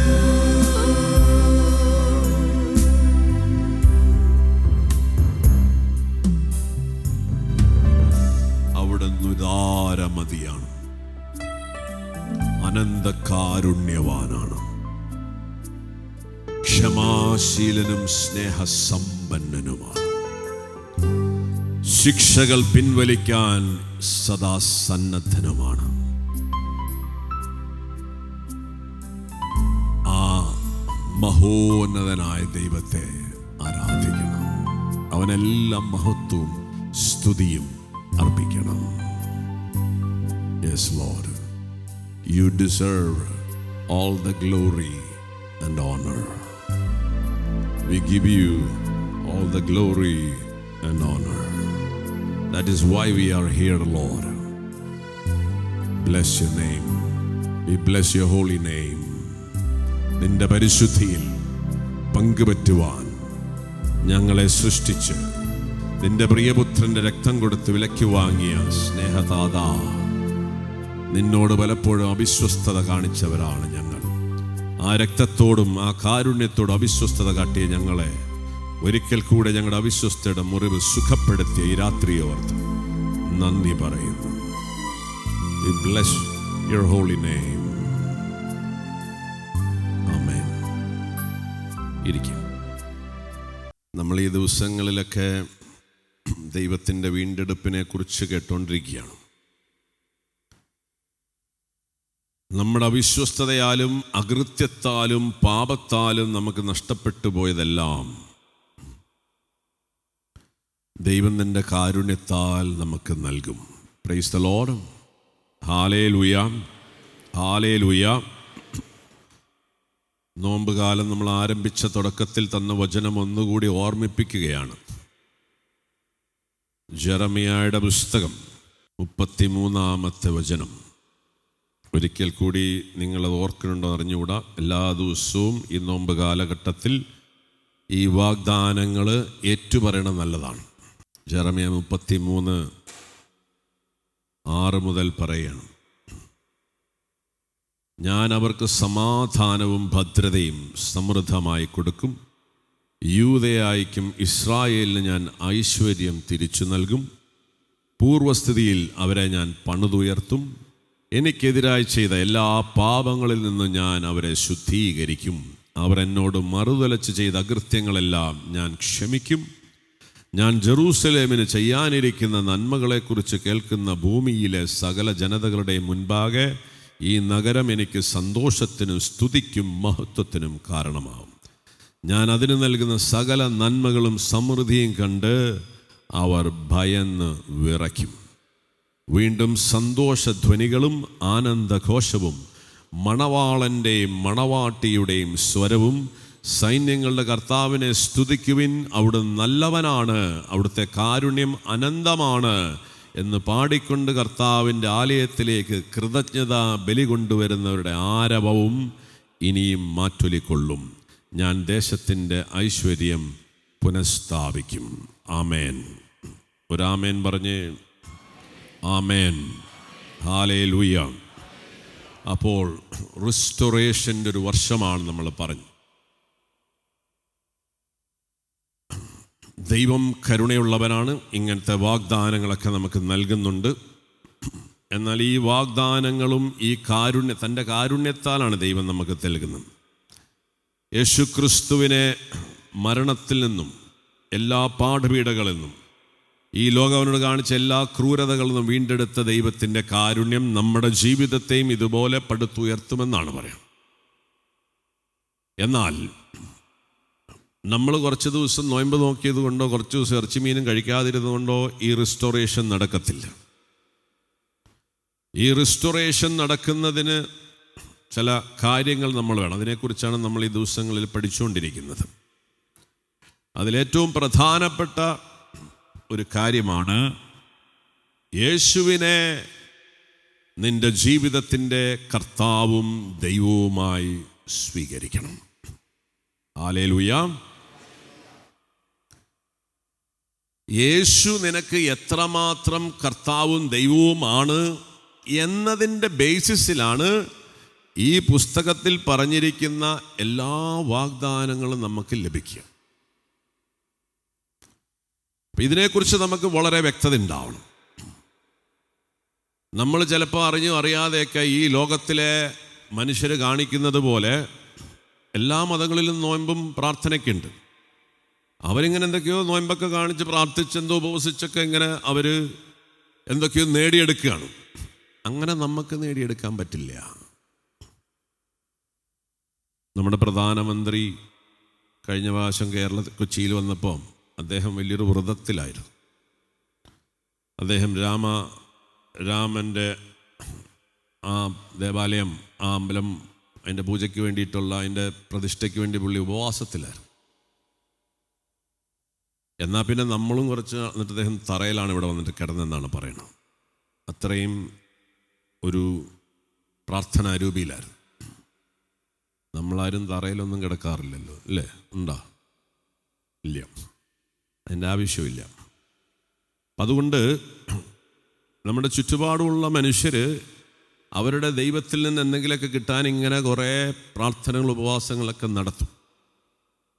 നമ്മളും അറിഞ്ഞോ അറിയാതെയൊക്കെ അതിനെ പിൻചെല്ലാറുണ്ട്. അപ്പം നമ്മളും ഇങ്ങനെ എന്തെങ്കിലുമൊക്കെ വ്രതങ്ങളും ഉപവാസങ്ങളും ഇറച്ചി മീനും പാലും മുട്ടയൊക്കെ മാറ്റി വെച്ച് ഇങ്ങനെ 19 ദിവസം ഇങ്ങനെ കഷ്ടപ്പെട്ടിരുന്ന് എന്തൊക്കെയോ കിട്ടുമെന്ന് വിചാരിച്ച് ഇരിക്കരുത്. എന്ന് വെച്ച് പ്രാർത്ഥനയും ഉപവാസമൊന്നും വേണ്ടെന്നല്ല പറയണത്. പ്രാർത്ഥന ഉപവാസത്തിൻ്റെയും ആവശ്യകത ഞാൻ പല പ്രാവശ്യം പറഞ്ഞിട്ടുണ്ടെങ്കിലും ഒരിക്കൽ കൂടി പറയുകയാണ്. കൊളോസ്യർക്ക് എഴുതിയ ലേഖനം 1:24 പൗലോസ് ശ്ലീഹ പറയുന്നുണ്ട്, യേശുക്രിസ്തുവിൻ്റെ, നമ്മൾ പല ഓഡിയൻസ് ആയതുകൊണ്ടാണ് ഞാൻ ചിലർക്ക് കേട്ടിട്ടുണ്ടാമെങ്കിലും ഒരിക്കൽ കൂടി പറയണമെന്ന് ഞാൻ തോന്നുകയാണ്. പരിശുദ്ധാത്മാ പ്രേരിപ്പിക്കും. എന്തിനാണ് നമ്മൾ ഈ ഉപവസിക്കുന്നത്, പ്രാർത്ഥിക്കുന്നത്? നമുക്ക് എന്തെങ്കിലും കിട്ടാൻ വേണ്ടിയിട്ടല്ല. നമുക്ക് വേണ്ടതെല്ലാം 2000 വർഷം മുമ്പ് യേശുവിൽ ദൈവം നൽകിക്കഴിഞ്ഞു. ഹല്ലേലൂയ. അതുകൊണ്ട് പൗലോസ് ശ്ലീഹ എങ്ങനെ പറയാണ്? കൊളോസ്യർ 1:24, നിങ്ങളെ പ്രതിയുള്ള പീഡകളിൽ ഞാൻ സന്തോഷിക്കുന്നു. സഭയാകുന്ന തൻ്റെ ശരീരത്തെ പ്രതി ക്രിസ്തുവിന് സഹിക്കേണ്ടി വന്ന പീഡകളുടെ കുറവ് എൻ്റെ ശരീരത്തിൽ ഞാൻ നികത്തുന്നു. അപ്പം നമുക്ക് നമ്മുടെ രക്ഷയ്ക്ക് വേണ്ടി അവൻ അർപ്പിച്ച ബലി, അതിലുള്ള കുറവ് എൻ്റെ ശരീരത്തിൽ ഞാൻ നികത്തുമെന്ന് പൗലോസ് ശ്ലീഹ പറയാം. അങ്ങനെ പറയുമ്പോൾ നമുക്കൊരു തെറ്റിദ്ധാരണ വരാം. യേശുക്രിസ്തുവിൻ്റെ കുരിശിൻ്റെ ബലിയിൽ എന്തെങ്കിലും കുറവുണ്ടായിട്ടുണ്ടോ? യേശുവിൻ്റെ കുരിശിൻ്റെ ബലിയിൽ കുറവില്ല. പക്ഷേ ആ രക്ഷ സ്വീകരിക്കുവാനുള്ള വിശ്വാസമോ എളിമയോ അല്ലെങ്കിൽ അനുതാപമോ നമുക്കില്ല. അതുകൊണ്ട് ഈ രക്ഷ ഇന്നും നമ്മുടെ ജീവിതത്തിൻ്റെ പല മേഖലകളിൽ അനുഭവിക്കാൻ പറ്റുന്നില്ല. ആയതിനാൽ ഞാൻ എൻ്റെ ശരീരത്തിൽ ചില ത്യാഗങ്ങളും ഉപവാസങ്ങൾ അല്ലെങ്കിൽ പരിത്യാഗങ്ങൾ എടുക്കുകയാണ്. നിന്റെ രക്ഷ സ്വന്തമാക്കാൻ എവിടെയൊക്കെയോ എനിക്ക് കുറച്ച് പരിമിതികളുണ്ട് കർത്താവേ. എന്താണെന്ന് എനിക്ക് അറിഞ്ഞുകൂടാ. നീ എൻ്റെ അഹങ്കാരമാണോ, അതെൻ്റെ അറിവില്ലായ്മയാണോ, അതോ എൻ്റെ ഈ ലോകത്തിനോടുള്ള അമിതമായ മോഹങ്ങളാണോ, അതോ എൻ്റെ അലസതയാണോ, അതെൻ്റെ വിശ്വാസക്കുറവാണോ, എൻ്റെ വിശുദ്ധിയുടെ കുറവാണോ? I don't know Lord what it is. പക്ഷെ എനിക്ക് എന്തോ കുറവുണ്ടെന്ന് ഞാൻ തിരിച്ചറിയുകയാണ്. ആയതിനാൽ ഞാൻ ഇതാ നിന്റെ മുമ്പിൽ ചെറിയ പരിത്യാഗങ്ങളെടുത്ത് സമർപ്പിക്കുകയാണ്. കാരണം നിന്റെ രക്ഷ എനിക്ക് ലഭ്യമാകുന്നില്ല. അപ്പം അതിനാണ് നമ്മൾ ഉപവസിക്കുന്നത്, അല്ലെങ്കിൽ നമ്മൾ ചില നോയമ്പുകളൊക്കെ നോക്കണം. അപ്പം അത് ആവശ്യമാണ്. എങ്കിലും ആ നോമ്പിൻ്റെ ഗൗരവത്തിലോ ആ നോമ്പിൽ നീ എടുക്കുന്ന വ്രതത്തിൻ്റെ കാഠിന്യമനുസരിച്ചല്ല നിനക്ക് കരുണ ലഭിക്കുന്നത്. നിനക്ക് കരുണ ലഭിക്കുന്നത് യേശു നിൻ്റെ ജീവിതത്തിൽ എത്രത്തോളം കർത്താവും ദൈവവുമാണ് എന്നതിൻ്റെ ബേസിസിലാണ്. ഇതിനെക്കുറിച്ച് നമുക്ക് വ്യക്തത ഉണ്ടാവണം. കാരണം ക്രിസ്തുവിലാണ് ഈ കരുണ മുഴുവൻ ദൈവം നമ്മുടെ മേൽ ചൊരിയപ്പെടുന്നത്. അപ്പൊ ക്രിസ്തുവിനെ നമ്മുടെ കർത്താവും ദൈവവുമായി നിന്റെ ജീവിതത്തിൻ്റെ ഏതെല്ലാം മേഖലകളിൽ യേശുവിൻ്റെ ദൈവത്വത്തിന് നീ സ്ഥാനം കൊടുക്കുന്നുണ്ടോ അത്രത്തോളമാണ് ഈ കരുണയും ഈ വാഗ്ദാനങ്ങളെല്ലാം നമ്മുടെ ജീവിതത്തിൽ വരിക. ഹല്ലേലൂയ. അപ്പം അതിനെക്കുറിച്ച് വളരെ വ്യക്തത ഉണ്ടാവണം. അപ്പോൾ നമ്മുടെ ജീവിതം അനുദിനം നമ്മൾ കർത്താവിന് സമർപ്പിച്ച് പോകണം. ഊണിലും ഉറക്കത്തിലും നമ്മുടെ ജീവിതങ്ങളെ ദൈവത്തിന് ചേർന്ന രീതിയിൽ, യേശുവിന് ചേർന്ന രീതിയിലാക്കി നമ്മൾ സമർപ്പിക്കണം. അത് വളരെ പ്രധാനപ്പെട്ടൊരു കാര്യമാണ്. ഇനി രണ്ടാമത്തെ ഒന്ന് രണ്ട് കാര്യങ്ങൾ നേരത്തെ പറഞ്ഞു പോയിരുന്നു. അടുത്ത ഒരു കാര്യം എന്ന് പറയുന്നത് ഈ യേശുക്രിസ്തുവിലൂടെ നൽകപ്പെട്ടിരിക്കുന്ന ഈ കാരുണ്യത്തെ ലോകം ഇന്ന് നിഷേധിച്ചിരിക്കുകയാണ്. The world doesn't need this mercy. ആദ്യം പറഞ്ഞതുപോലെ ഇന്ന് ഈ ലോകത്തിന് കരുണയൊന്നും ആവശ്യമില്ല, യേശു ആവശ്യമില്ല, യേശുവിൻ്റെ ബലി ആവശ്യമില്ല, രക്തമൊന്നും ആവശ്യമില്ല. ഇതൊക്കെ ചുമ്മാ തട്ടിപ്പാണെന്നാണ് പറയുന്നത്. അങ്ങനെ നിരീശ്വരവാദികളും മറ്റ് മതത്തിലുള്ളവരും ഒക്കെ ഇതിനെ ഇങ്ങനെ അവഹേളിച്ചുകൊണ്ടിരിക്കുന്നൊരു കാലഘട്ടമാണ്. ഇങ്ങനെ ഈ സത്യത്തെ നിഷേധിക്കുന്ന ഈ ലോകത്തിന് മുമ്പിൽ ഈ സത്യത്തെ പ്രഘോഷിക്കാൻ നീ ബാധ്യസ്ഥനാണ്. ഹല്ലേലൂയ. അതാണ് രണ്ടാമത്തെ ഒരു കാര്യം.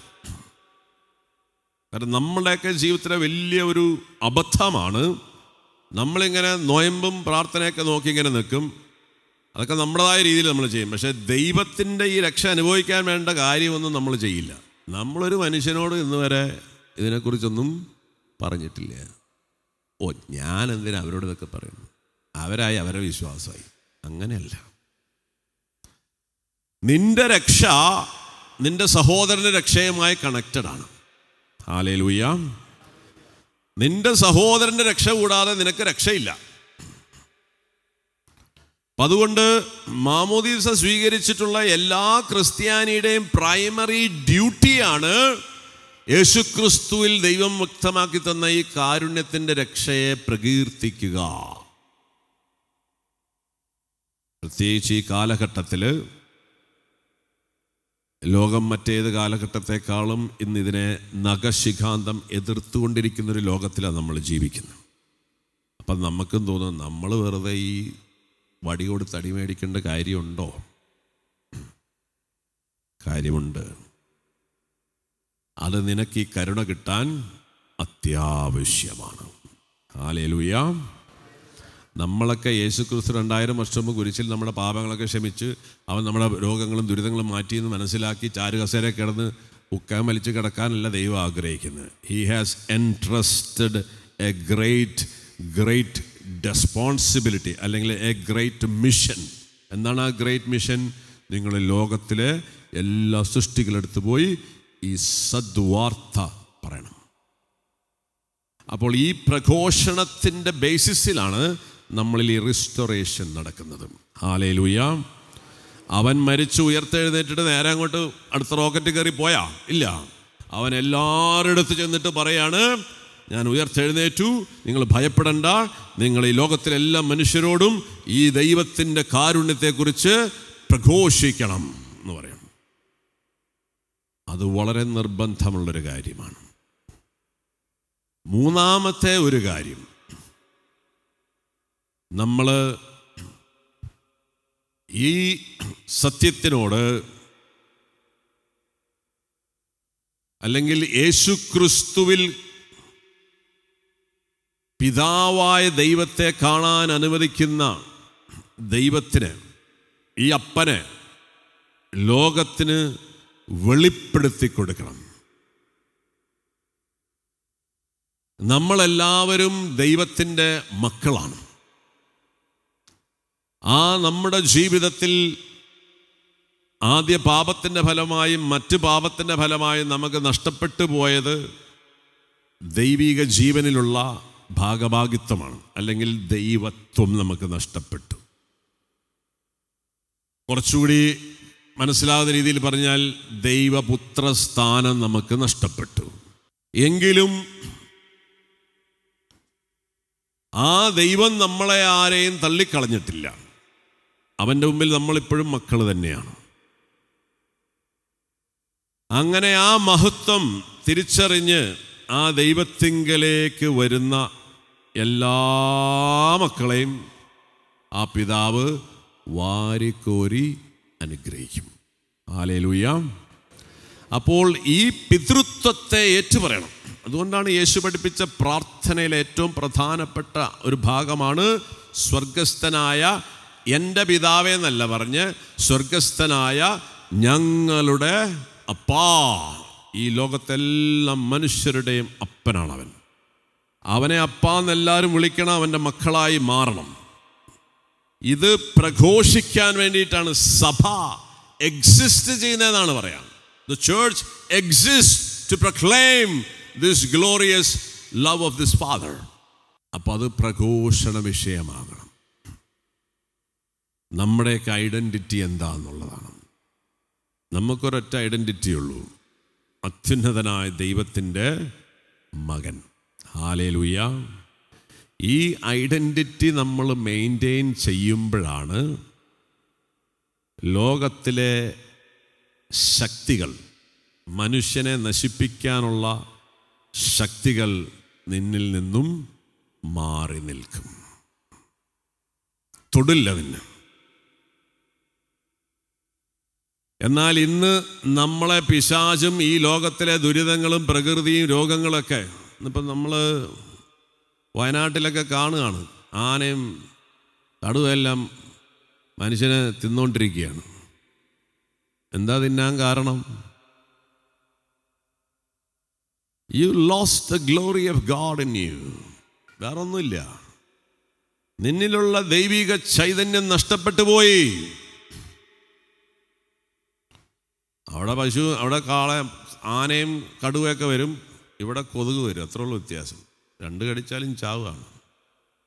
കൊച്ചിക്കാരൻ കൊതുക് കടിച്ച് ചാവും, ഡെങ്കു വന്ന് ചാവും, ആന കുത്തി ചാവും. റീസണൊന്നും ഉള്ളൂ, നമ്മൾ പറയാണ് ആനേനെ പിടിക്കണം, അല്ലെങ്കിൽ അവിടെ വനപാലകർക്ക് തോക്ക് കൊടുക്കണം, വെടിവെക്കണം. അതിൻ്റെ ഒന്നും ആവശ്യമൊന്നുമില്ല. നമ്മൾ നമ്മുടെ ദൈവവുമായിട്ടുള്ള ബന്ധം പുനഃസ്ഥാപിച്ചാൽ മതി. ഹല്ലേലൂയ.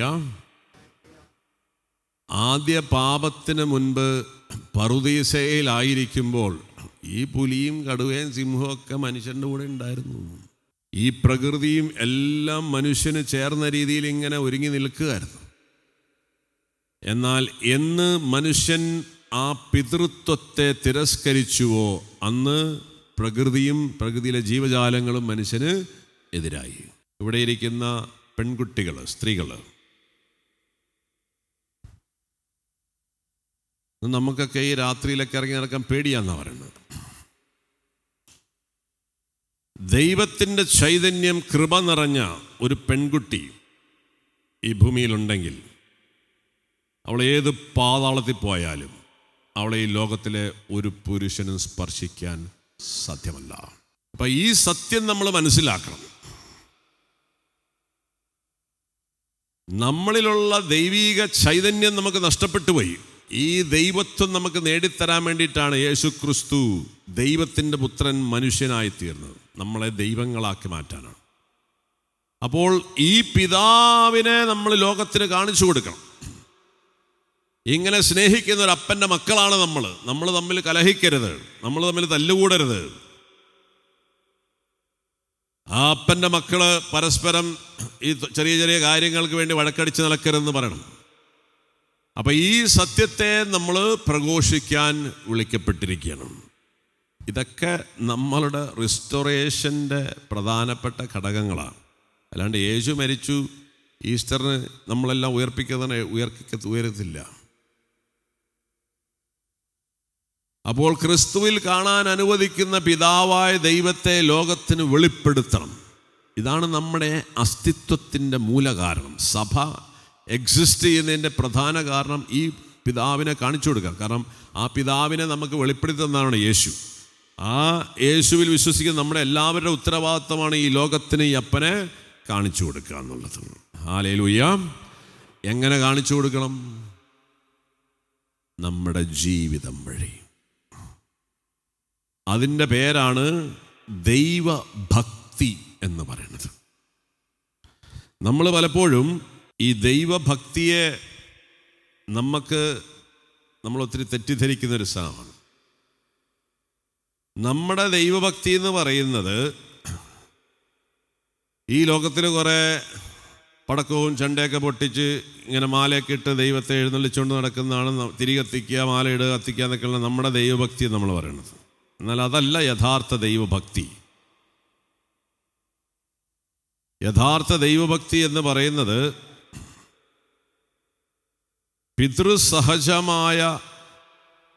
പുത്രസഹജമായ വാത്സല്യത്തോടെ, ഇങ്ങനെയാ പറയാം,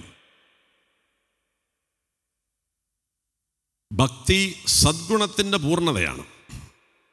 മതത്തെ നമ്മുടെ വിശ്വാസത്തിൻ്റെ ബാഹ്യ ഘടകങ്ങളായി നാം ഇന്ന് ചിന്തിക്കുന്നുണ്ടെങ്കിലും അത് യഥാർത്ഥത്തിൽ അർത്ഥമാക്കുന്നത് നമ്മൾ ഈ കാണിക്കുന്നതെല്ലാം ഭക്തിയുടെ ഭാഗമാണ്. പള്ളിയിൽ പോകുന്നതും കുർബാനയ്ക്ക് പോകുന്നതും നമ്മൾ പ്രാർത്ഥിക്കുന്നതും നോയമ്പ് നോക്കുന്നതെല്ലാം ഭക്തിയുടെ ഭാഗമാണ്. പക്ഷേ യഥാർത്ഥത്തിൽ അത് അർത്ഥമാക്കുന്നത് പുത്രവാത്സല്യത്തോടെ ദൈവത്തെ ബഹുമാനിക്കുവാനും ആരാധിക്കുവാനും സേവിക്കുവാനുമുള്ള സന്നദ്ധതയാണ്. അതെങ്ങനെയാണ് നമ്മൾ ദൈവത്തെ പുത്രവാത്സല്യത്തോടെ സ്നേഹിക്കുകയും ആരാധിക്കുകയും സേവിക്കുകയും ചെയ്യുന്നത്? അതെങ്ങനെയാണെന്ന് വെച്ച് കഴിഞ്ഞാൽ, ദൈവവുമായുള്ള അവരുടെ ബന്ധത്തിൻ്റെ പേരിൽ എല്ലാ മനുഷ്യർക്കും അർഹമായ കടമകൾ നൽകുന്നത് വഴിയാണ്. അപ്പോൾ ഈ അപ്പനോടുള്ള ഭക്തി നമ്മൾ പ്രകടിപ്പിക്കുന്നത് നമ്മുടെ സഹോദരങ്ങൾക്ക് അർഹമായിട്ടുള്ള കാര്യങ്ങൾ നൽകുന്നത് വഴിയാണ്. ഹല്ലേലൂയ. അത് നമ്മളെ തല്ലിയവനായാലും ചതിച്ചവനായാലും നമ്മളെ പീഡിപ്പിച്ചവനായാലും നമ്മൾക്ക് ഒന്നേ കാണിക്കാനുള്ളൂ: കരുണ. ഹല്ലേലൂയ. പ്രത്യേകിച്ച് ഇനി വരാനുള്ള കാലഘട്ടങ്ങളിൽ നമ്മളെ ഈ വിശ്വാസം വളരെയധികം ചോദ്യം ചെയ്യപ്പെടാൻ പോകുന്നൊരു കാലഘട്ടത്തിലാണ് നമ്മൾ, അല്ലെങ്കിൽ ഇതിനെ വെല്ലുവിളിക്കുന്നൊരു കാലഘട്ടത്തിലാണ് നമ്മളൊക്കെ ജീവിക്കുന്നത്. അതിൻ്റെ ലക്ഷണങ്ങളാണ് ഇപ്പം നമ്മൾ ഈ ചുറ്റുപാടെല്ലാം കാണുന്നത്. എന്തോരം ക്രിസ്ത്യാനികൾ പീഡിപ്പിക്കപ്പെടും. ഇങ്ങനെ പീഡിപ്പിക്കപ്പെടുമ്പോൾ നമ്മുടെ യേശു പിതാവിൻ്റെ വത്സലപുത്രൻ നമുക്ക് കാണിച്ചു തന്നതുപോലെ നമ്മളെ ചതിച്ചവരോടും ദ്രോഹിച്ചവരോടും അന്യായമായി നമ്മളെ പീഡിപ്പിച്ചവരോടും നമുക്കെതിരെ കുറ്റമാരോപിച്ചവരും നമ്മളെ നഗ്നരാക്കിയവരോടും നമ്മൾ ക്ഷമിച്ച് പ്രാർത്ഥിക്കണം. ഹല്ലേലൂയ. ഇതാണ് ഭക്തി. അപ്പോൾ ദൈവപിതാവിനോട് പുത്രവാത്സല്യത്തോടെയുള്ള ആരാധന എന്ന് പറയുന്നത് നമ്മുടെ സഹോദരങ്ങളോട് നമ്മൾ കാണിക്കുന്ന കരുണയാണ്. അതുകൊണ്ട് ബെനഡിക്റ്റ് പാപ്പ പറയുന്നു, സഹോദരനോടുള്ള സ്നേഹമാണ് ക്രൈസ്തവ ആരാധനയുടെ മർമ്മം.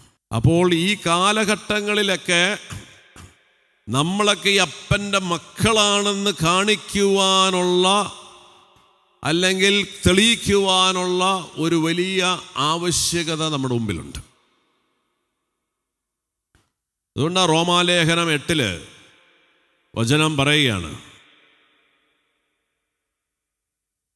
ഈ അവസാന കാലഘട്ടങ്ങളിൽ എത്തുമ്പോൾ 8:19 പറയാണ്, സൃഷ്ടപ്രപഞ്ചം ദൈവമക്കളുടെ വെളിപ്പെടുത്തലിനെ ആകാംക്ഷയോടെ കാത്തിരിക്കുന്നു, അത് വ്യർത്ഥതയ്ക്ക് അടിമപ്പെട്ടിരിക്കുന്നു. സ്വന്തം ഇഷ്ടത്താലല്ല, പ്രത്യാശ കൊടുത്ത് അതിനെ സ്വാധീനമാക്കിയതിൻ്റെ അഭീഷ്ടപ്രകാരം സൃഷ്ടി ജീർണതയുടെ അടിമത്തത്തിൽ നിന്ന് മോചിതമാകുകയും ദൈവമക്കളുടെ സ്വാതന്ത്ര്യം പ്രാപിക്കുകയും ചെയ്യും. ഇന്നൊരു വലിയ ജീർണത ഈ ലോകത്ത് സംഭവിക്കുന്നുണ്ട്. അത് യേശുക്രിസ്തുവിൻ്റെ വരവോടുകൂടി ഈ ജീർണതയിൽ നിന്നും ദൈവത്തിൻ്റെ മക്കളെല്ലാവരും വീണ്ടെടുക്കപ്പെടും. ഹല്ലേലൂയ. പ്രകൃതിയും വീണ്ടെടുക്കപ്പെടും. അങ്ങനെ ഒരു പുതിയ ആകാശവും ഒരു പുതിയ ഭൂമിയും ഉണ്ടാകുന്ന പറയാം. അങ്ങനെ സൃഷ്ടി, ഇന്ന് ജീർണിച്ചുകൊണ്ടിരിക്കുന്ന സൃഷ്ടി ഒരു പുതിയ രൂപമെടുക്കും. അപ്പോൾ ഈ ലോകം ഇന്ന് ഒരു കാര്യത്തിന് വേണ്ടി കാത്തിരിക്കുക. എന്നിലും നിന്നിൽ നിന്നും ഒരു റെവലേഷന് വേണ്ടി ലോകം കാത്തിരിക്കുകയാണ്. എന്താണ് റെവലേഷൻ? ദൈവത്തിൻ്റെ സൃഷ്ടപ്രപഞ്ചം ദൈവമക്കളുടെ വെളിപ്പെടുത്തലിനായിട്ട് കാത്തിരിക്കുകയാണ്. ദൈവമക്കളുടെ വെളിപ്പെടുത്തൽ പറഞ്ഞാൽ ആ അപ്പനെ കാണിച്ചു കൊടുക്കണം.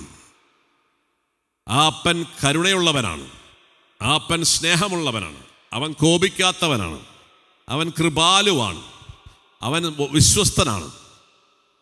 ഇത് എപ്പോൾ കാണിച്ചു കൊടുക്കണം? നമ്മളെ ദ്രോഹിക്കുകയും വഞ്ചിക്കുകയും പീഡിപ്പിക്കുകയും ചെയ്യുന്നവരോട് ഇത് കാണിച്ചു കൊടുക്കാൻ നമ്മൾ ബാധ്യസ്ഥ. ഇതിൻ്റെ പേരാണ് ദൈവഭക്തി. അപ്പം ഈ ഒരു പ്രൊക്ലമേഷൻ നമ്മൾ നടത്തണം. ഇങ്ങനെ അവൻ പിതാവിനെ കുരിശിൽ വെളിപ്പെടുത്തിയത് കൊണ്ടാണ് അവനെ ദൈവം ഉയർത്തിയത്. അപ്പം നമ്മളും ഇതുപോലെ ഈ പിതാവിനെ നമ്മുടെ വേദനകളും ദുഃഖങ്ങളും പീഡകളും വെളിപ്പെടുത്തുവാൻ ബാധ്യസ്ഥരാണ്. അല്ലാതെ നമ്മൾ വെറുതെ 50 ദിവസം ഇറച്ചിയും മീനും കഴിക്കാണ്ടിരുന്നാൽ നമ്മുടെ പ്രശ്നങ്ങൾ മാറില്ല. അപ്പോൾ ഈ സത്യങ്ങൾ മനസ്സിലാക്കി നമ്മുടെ ജീവിതത്തിൽ ഈ മേഖലകൾ കൂടി നമ്മൾ ബോധവാന്മാരായിരിക്കണം. ഒരു കാര്യം കൂടി പറയാം. ഈ കരുണ നമ്മൾക്ക് ലഭിക്കണമെന്നുണ്ടെങ്കിൽ ഈ കരുണ നമ്മൾ എപ്പോഴും ഏറ്റുപറഞ്ഞുകൊണ്ടിരിക്കണം. ഈ കാരുണ്യത്തോട് നമ്മൾ വിശ്വസ്തത പുലർത്തിക്കൊണ്ടിരിക്കണം. വീണ്ടും ഈ കരുണ നമ്മൾ ദിവസവും യാചിച്ചുകൊണ്ടിരിക്കണം. ഹല്ലേലൂയ. എന്ത് വേണം? ഒന്ന് കരുണ ഏറ്റുപറയണം. അതാണ് നമ്മൾ ഈ ദേവാലയത്തിലൊക്കെ വന്ന് നമ്മൾ കുർബാനയിലും ഒക്കെ നമ്മൾ ഈ ദൈവത്തിൻ്റെ കാരുണ്യത്തെ പ്രകീർത്തിക്കുകയാണ് ചെയ്യുക. അത് നിരന്തരം ചെയ്യണം. 2, ഈ കരുണയോട് നമ്മൾ വിശ്വസ്തരായിരിക്കണം. നമ്മളെ മറ്റുള്ളവർ ദ്രോഹിക്കുകയും വഴക്കുറയും അവഹേളിക്കുകയും നിന്ദിക്കുകയും ചെയ്യുമ്പോൾ നമ്മൾ എന്തായിരിക്കണം? കരുണയെ കാണിക്കാൻ പാടുള്ളൂ. നമ്മൾ ഇടയ്ക്കൊക്കെ പറയില്ലേ, എൻ്റെ പഴയ സ്വഭാവമായിരുന്നെങ്കിൽ ഇവൻ വിവരം അറിഞ്ഞാനെന്ന് പറയും. അങ്ങനെ പറയരുത്. നമുക്കൊരു സ്വഭാവമേ ഉള്ളൂ, നമ്മുടെ അപ്പൻ്റെ സ്വഭാവം. അതിനോടെപ്പോഴും വിശ്വസ്തത കാണിക്കണം. 3, നമ്മൾ ഈ കരുണയ്ക്ക് വേണ്ടി പ്രാർത്ഥിക്കണം. നിങ്ങളെല്ലാവരും ഒരു പേഴ്സണൽ കരുണക്കൊന്ത നിങ്ങൾക്ക് വേണ്ടി ഈ നോയമ്പ് കാലത്തിൽ ചെല്ലുന്നുണ്ട് ഞാൻ വിചാരിക്കുന്നു. ഇനി ആരെങ്കിലും വിട്ടുപോയാൽ അത് ചെല്ലണം കേട്ടോ. കരുണ നമ്മൾ ചോദിക്കണം, എങ്കിലേ കിട്ടുള്ളൂ. എന്തിനാ ചോദിക്കുന്നത്? ചോദിക്കുക എന്ന് പറഞ്ഞാൽ സ്വീകരിക്കുക എന്നാണ് അർത്ഥം. നമ്മൾ കരുണയ്ക്ക് വേണ്ടി ചോദിക്കുമ്പോൾ ദൈവം ഇങ്ങനെ ആലോചിച്ചിട്ട് എന്നാ കൊടുത്തേക്കാം എന്ന് പറയുന്നതല്ല. കരുണ ഓൾറെഡി 2000 വർഷം മുമ്പ് നൽകപ്പെട്ടതാണ്. നമ്മൾ ചോദിക്കുന്നത് വഴി നമ്മളത് സ്വീകരിക്കുകയാണ് ചെയ്യുന്നത്. അതാണ് ചോദിക്കുക എന്ന് പറയുന്നതിൻ്റെ അർത്ഥം. അപ്പോൾ ഇങ്ങനെ നമ്മളിൽ ഒരു 3 കാര്യം കാരുണ്യത്തെക്കുറിച്ചുണ്ടാകണം. 1, അതെപ്പോഴും ഏറ്റുപറയണം, അതിനെ പ്രകീർത്തിക്കണം. 2, അതിനോട് വിശ്വസ്തതയായിരിക്കണം. 3, അത് നമ്മൾ ചോദിച്ചുകൊണ്ടിരിക്കണം. ഹല്ലേലൂയ.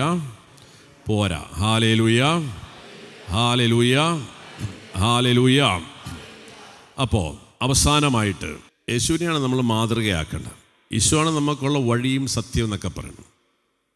അപ്പോൾ യേശു ഈ ദുരിതങ്ങൾ പീഡകളിൽ നിന്നെല്ലാം എങ്ങനെ ഉയർത്തെഴുന്നേറ്റു എന്ന് നമുക്ക് മാതൃക കാണിച്ചു തരുന്നത് നമ്മളും ഇതുപോലെയൊക്കെ ചെയ്യുമ്പോഴാണ് നമുക്കത് ലഭിക്കുക. അതിൽ വളരെ പ്രധാനപ്പെട്ട ഒരു കാര്യമാണ്, നമ്മൾ യേശു തന്നിൽ തന്നെ പിതാവിനെയും അവിടുത്തെ സ്നേഹത്തെയും വെളിപ്പെടുത്തിക്കൊണ്ട് നിത്യതയിലേക്കുള്ള മാർഗം കാണിച്ചു കൊടുത്തതുപോലെ നാമും മറ്റുള്ളവർക്ക് നിത്യരക്ഷയ്ക്കുള്ള മാർഗം കാണിച്ചു കൊടുക്കണം. ഹല്ലേലൂയ. പോരാ, ഹല്ലേലൂയ.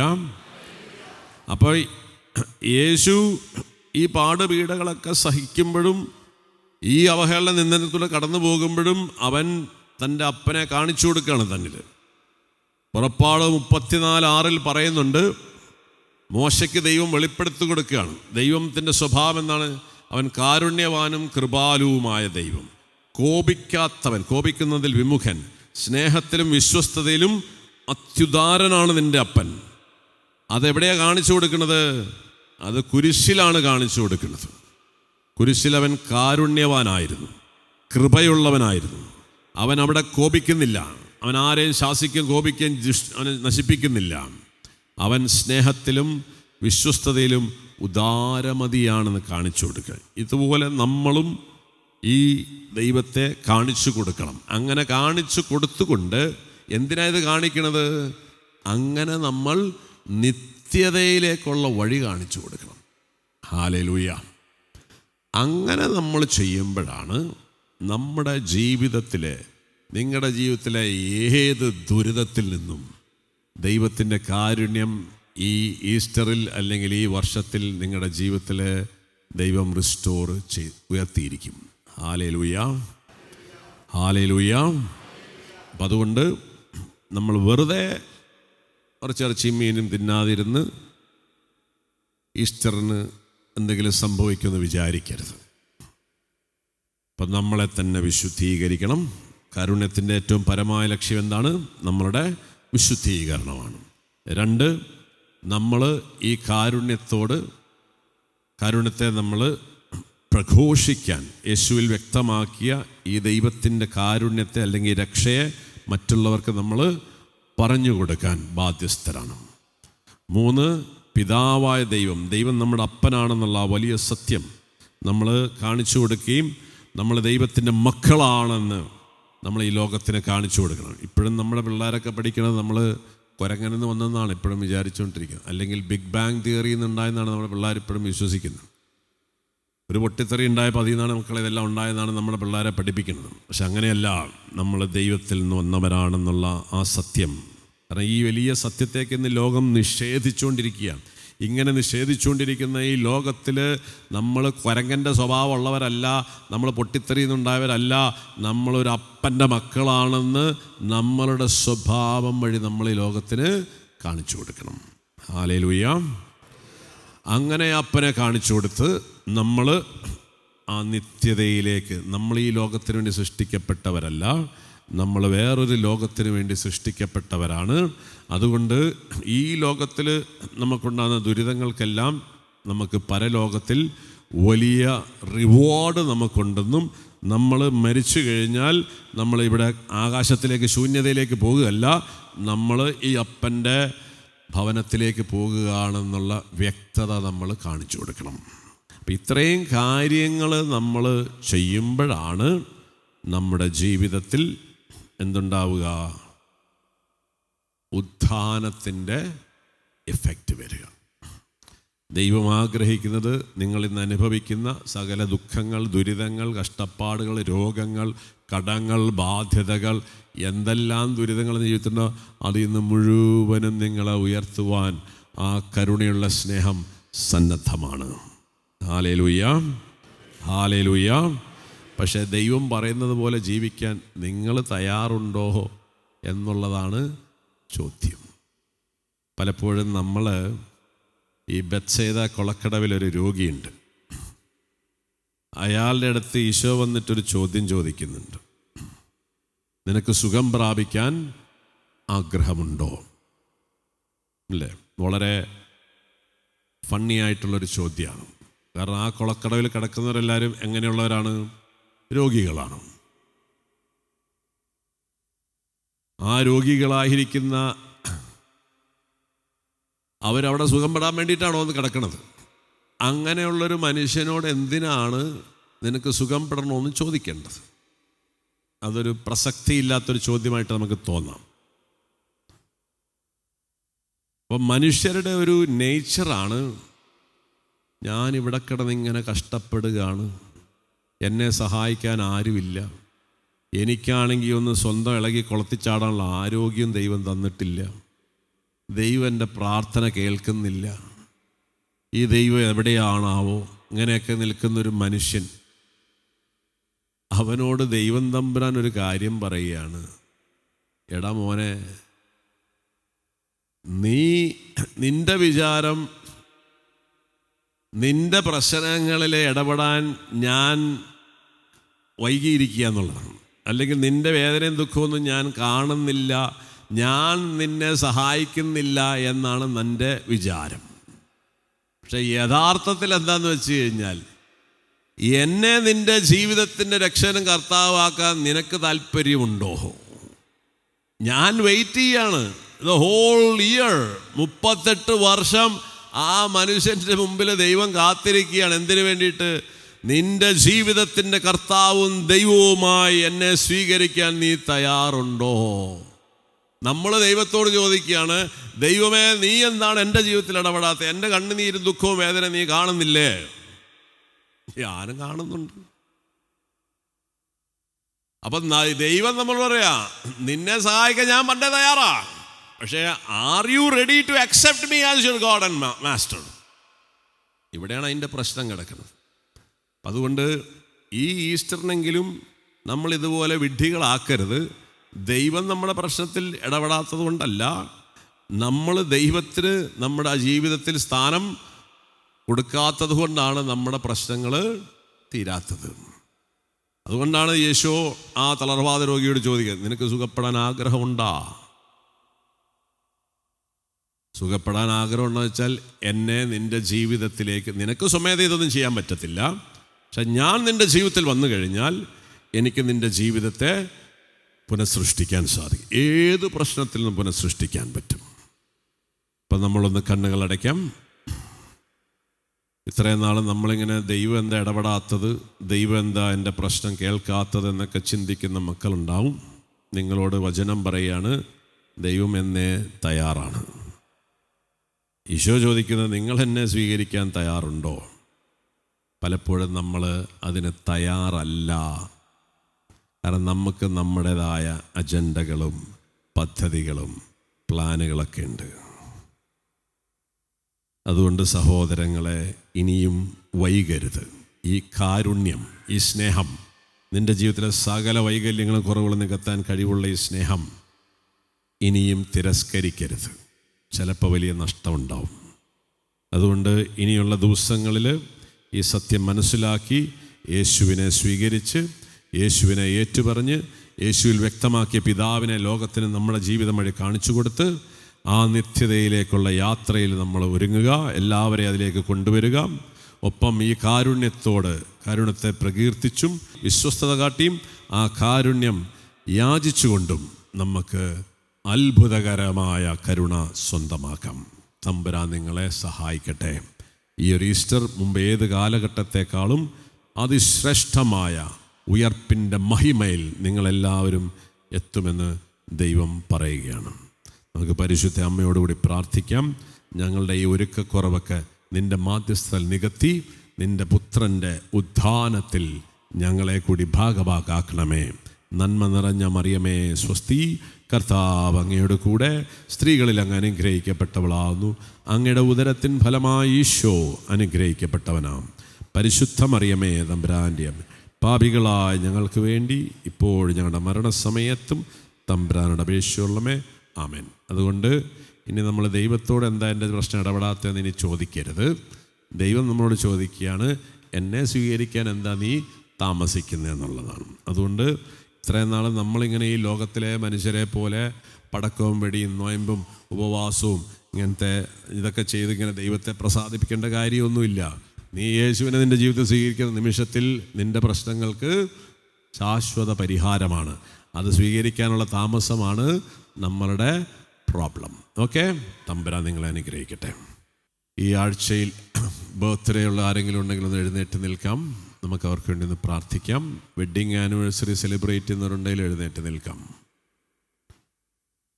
ഓൾറൈറ്റ്, നമ്മുടെ കരങ്ങളൊന്ന് ഉയർത്താം. ഇന്ന് കേട്ട വചനത്തിൻ്റെ ആ കാരുണ്യം ദൈവം ഇവരുടെ അവിശ്വസ്തതയുടെ മുറിവ് സൗഖ്യമാക്കട്ടെ എന്ന് പ്രാർത്ഥിക്കാം. ഇവരുടെ മേലുള്ള ശിക്ഷ എടുത്ത് മാറ്റി ഇവരെ സമൃദ്ധമായി അനുഗ്രഹിക്കട്ടെ എന്ന് നമുക്ക് പ്രാർത്ഥിക്കാം. കർത്താവേ, ഇന്നത്തെ വചനത്തിൻ്റെ എല്ലാ അനുഗ്രഹങ്ങളും ഈ മക്കളുടെ ജീവിതത്തിൽ ഒരു ദാമ്പത്യത്തിലേക്ക് നീ ഒഴുക്കണമേ എന്ന് ഞങ്ങൾ ഒരുമിച്ച് പ്രാർത്ഥിക്കുകയാണ്. അനേകം ബർത്ത്ഡേയും വെഡ്ഡിങ് ആനിവേഴ്സറിയും നിന്നോട് ചേർന്ന് എല്ലാ സന്തോഷത്തിലും ആരോഗ്യത്തിലും സൗഭാഗ്യത്തിലും സ്നേഹത്തിലും വാർദ്ധക്യത്തിലെത്തുന്നവരെ അത് സെലിബ്രേറ്റ് ചെയ്യാൻ എല്ലാ ദമ്പതികൾക്കും കൃപ കൊടുക്കണേ എന്ന് പ്രാർത്ഥിക്കുന്നു. ബർത്ത്ഡേ സെലിബ്രേറ്റ് ചെയ്യുന്ന എല്ലാ മക്കളുടെ ജീവിതത്തിലും ഈ ഒരു വർഷം, ഈ വെഡ്ഡിങ് ആനിവേഴ്സറി ജീവിതത്തിൽ വലിയ റിസ്റ്റോറേഷൻ്റെ ഒരു വർഷമായി മാറട്ടെ. നിന്റെ ഉത്ഥാനത്തിൻ്റെ മഹത്വം പ്രത്യേകമായ രീതിയിൽ ഈ മക്കളുടെ ദാമ്പത്യത്തിലും ജീവിതത്തിലും പ്രകടമാകട്ടെ എന്ന് പ്രാർത്ഥിച്ചുകൊണ്ട് we sing, there shall be showers of blessing. There shall be showers of blessing.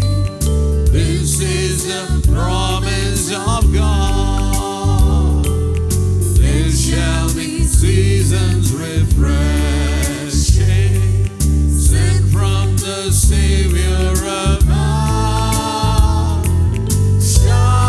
Showers of blessing, showers of blessings we need.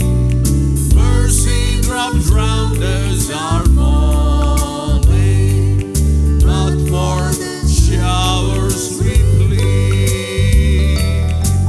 കരുണ സമൃദ്ധമായി ഒഴുക്കപ്പെടട്ടെ. ആമേൻ. ദൈവം അനുഗ്രഹിക്കട്ടെ.